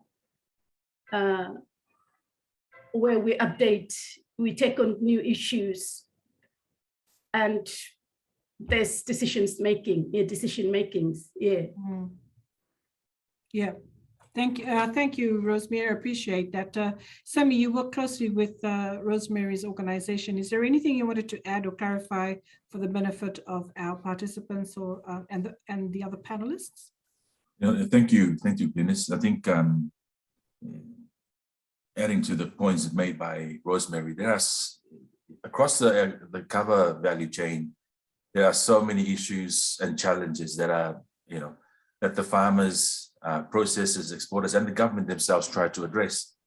But there are also opportunities for the market. And so I'm sitting here listening to Todd and Troy. And the question I want to ask is how involved are they in the sector, in the value chains, for their markets to support? As I mentioned again, I emphasize that point. Accessing the market is only one part of the export game. Maintaining access to that market and making sure the quality is customer specific. Troy wants it his quality. A question I ask, if something happens to Green Gold tomorrow, who's going to supply his product, and does that farmer know of the quality that he expects? Similarly for Todd. So the thing is, for the industry to be able to I guess supply to your markets, they need to be aware of these standards. And some of the discussions are held at the national level, but it's meant to connect the farmers. Those are the beneficiaries as well that we have to be mindful of in terms of this work. So we have those, for example, Rosemary works with farmers in Pentecost. There are other members of the industry that work with farmers from other kava producing islands in Vanuatu, like Tana, for example, and also in Santo. And through the industry, there is I guess an opportunity to raise awareness of the opportunities in relation to markets, because that's I guess a point that's raised with us as a program. Stakeholders reach out to farmers specifically to ask, can you find a market for me in New Zealand, Australia? Then we reach out to Glynis, to your team, yourself and your team in PTI New Zealand, and also PTI Australia. But we also, are very fortunate to be based here in Canberra, because I also connect with the High Commissioners here. And so through their trade offices in Sydney and here in Australia, they're also able to connect with the programs that are able to provide support. So, but all that support needs to be coordinated at some location or through some platform where both government, because as we all know, with exports, government play a key role in as a regulator, and so that platform brings together all the key stakeholders to provide support. So I'll stop there, but I think it's been a very useful platform where programs like ours can also work with the stakeholders to prioritize where we can add value to promote the interests of the sector. Yeah. Thank you. Yes, you raised some interesting points and very valid, Semi, around supply chain. And I'd just like to spend the last few minutes back to Todd and Roy to ask them the question again around what is where are you placed? Where is your business placed in the whole supply chain of kava coming to you from the Pacific Island countries? And do you have an influence in that supply chain? I would say, yeah, we have an influence in that because again, we demand, right, not just us, but our customers demand a certain quality. So we're always talking back and forth with the suppliers, about the quality and everything. And if there's ever any problem, it gets addressed. But I think we have it down pretty good now. And yourself, Troy, for your business? Oh, I'm at the moment I try to stay on the market end, but I spent years and years on the growers end, and that's only because of like what the point that Semi was bringing up. If something happens to, in this case, for example, to my green gold kava supply, do I have someone else that can pick up that same quality? And that's a really great point. Quality is so important. Unfortunately, it's not as easy as that. There's still a lot of work. So where I'm at, where I've been at, and throughout my kava career, is in every aspect of it, from the growing to the suppliers, to the pounding of it, importing of it, and exporting it into all the countries. And where I found I can be the most effective for not just for the consumers, but for also the growers, is where I sit right now. If I can continue to sell my kava out, like so many other people are able to sell kava, then that means there's a demand in the market for it. And if there's a demand in the market for it, then that means I can continue to buy kava from my suppliers or from the islands. And if I can continue to do that, then the small village in one of the small islands, like Rosemary was mentioning, is still able to supplement their income with growing kava, and then selling it, and then finally getting that product from point A all the way to point Z to the consumer. And so where I find myself at the moment to be most effective is right where I'm at. I'm sitting in between the growers and distributors and the consumer.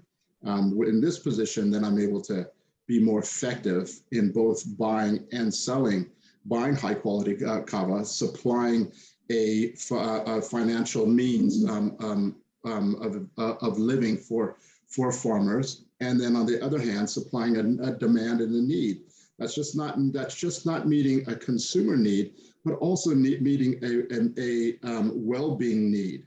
And right now in this country and in every country in the world, well-being is so important. And so that's right where I'm at with my position.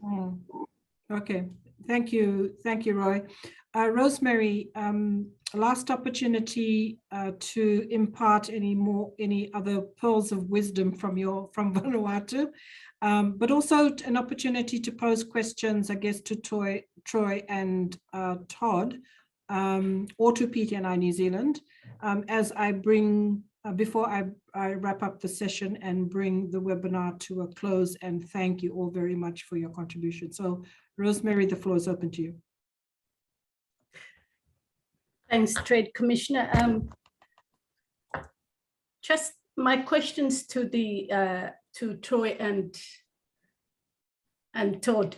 What would it as I'm asking the questions, I'm sure there's a few exporters from Vanuatu watching. And what would it take for you, for Vanuatu exporters to be able to sell to you? I understand quality, but would you be able to try some other products from Vanuatu? Yeah, the quality is paramount for our business. As you know, I guess we stand at the very end of that whole chain where it goes from us directly to the consumer. And yeah, for sourcing kava for us, I mean, from Vanuatu or from anywhere else, I mean, we have to be very careful about it. I mean, for us with our Vanuatu kava, we have an agreement with supplier that we've been working with already for a long time. So, I mean, that's the only reason why I would say we stick with them, and, you know, we honor the deal that we have with them, and they honor the deal that, you know, it's reciprocal. But yeah, I think people are watching what Four Shells is doing, and you know, what people are like Troy are doing, and bringing kava to, you know, to a wider market. And I think it's just going to grow.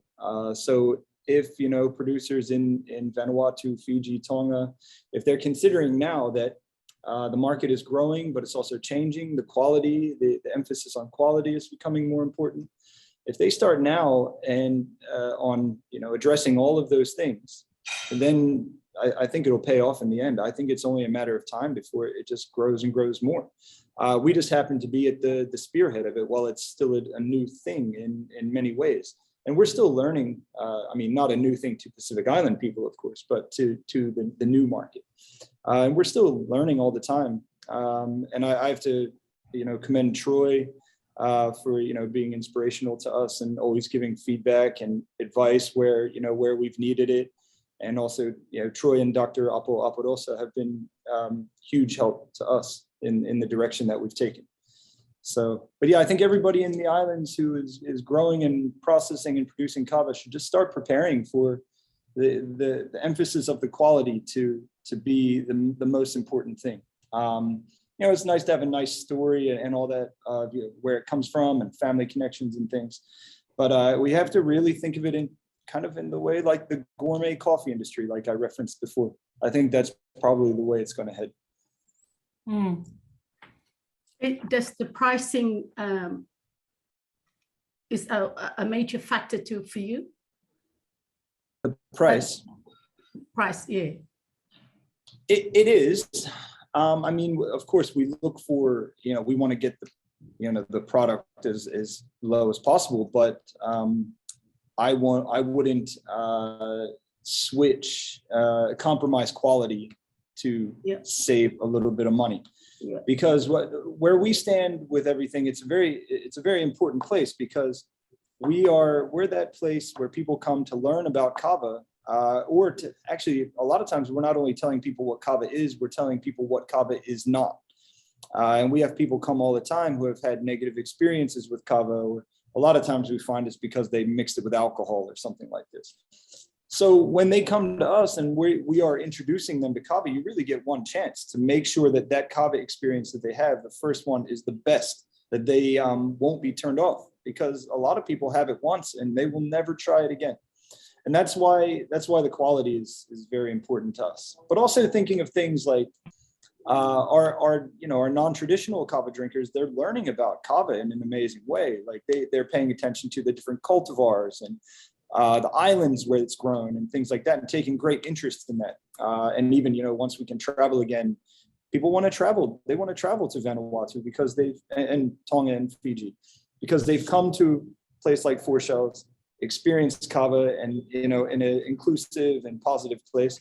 And it's making them want to explore the Pacific region more, which I think is good too. Mm. Thanks, Todd. Rosemary, Todd has gone through great lengths to answer your question, but in addition to what he's imparted, we can have an offline conversation, about the kava market here in New Zealand, and offer you some inroads or insights into what that looks like from our perspective. we've connected quite a few kava exporters from the Pacific to find markets here or buyers here in New Zealand, and we're happy to help you along your journey together with Semi and the work that Farmer Plus is doing, so as not to compromise, as we said, in standards, etc. And communications and education is so important, right? In imparting to the non-traditional kava consumers here in New Zealand. But we can talk more, Rosemary, offline. So thank you very much for that. Troy, did you have any response to Rosemary? Did you have anything to add? And then I'll bring the session to a close. Just reiterating and supporting what has already been said over and over again. The biggest thing, Rosemary, is I have no problems with the Vanuatu kava. I'd love to import Vanuatu kava as long as there's a consistency of quality, and that's all. Consistency of quality. It's hard on the market end if your quality is going up and down, and so as long as there's that consistency, and even if that consistency is, it doesn't necessarily have to be the highest level, but it's consistent at the level that it sits at, and that's what's really important. So it's like going into McDonald's anywhere in the world. When you get a Big Mac, it's going to be a Big Mac, and that's what's so important about the consistency of kava. And with kava right now, you never know what you're going to get. You'll sit down and you'll have your first cup and you'll say, "Oh, that's good kava," or you'll have your first cup and say, "Nothing," because you don't want to be rude. But that's all. That for an importer like myself, it would just be quality of consistency. Hope that answered your question, Rosemary. Yeah, thank you, Troy and Todd. Yeah, thank you. Yeah. Consistency. We hear that all the time. It's so very important. Apply to carbon, apply to just about anything you bring into any export commodity, right? Consistency of quality is very important. So, hey, look, again, my thanks to everyone on the panel this afternoon and to our earlier presenters from MPI and Farmer Plus. Thank you very much for imparting or joining us online this afternoon and imparting from your business perspective what you see as the growth potential, and your efforts along that supply chain is important to growers and farmers in the region. To Rosemary, thank you for your time coming on board. As I said earlier on, this is the first time that PDNI New Zealand has included kava as part of our Path2Market webinars, and from all accounts, it's been a very enriching exercise this afternoon, and a huge and important learnings and some takeaways from the sessions today. So I do thank the presenters.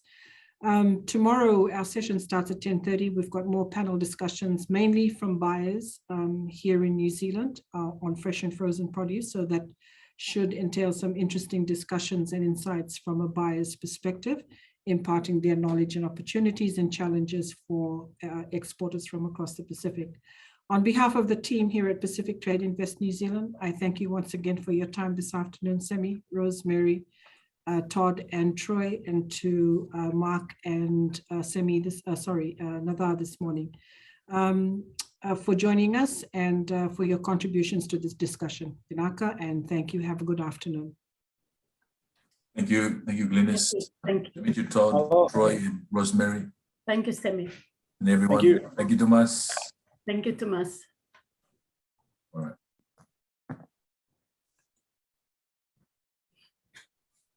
Well done.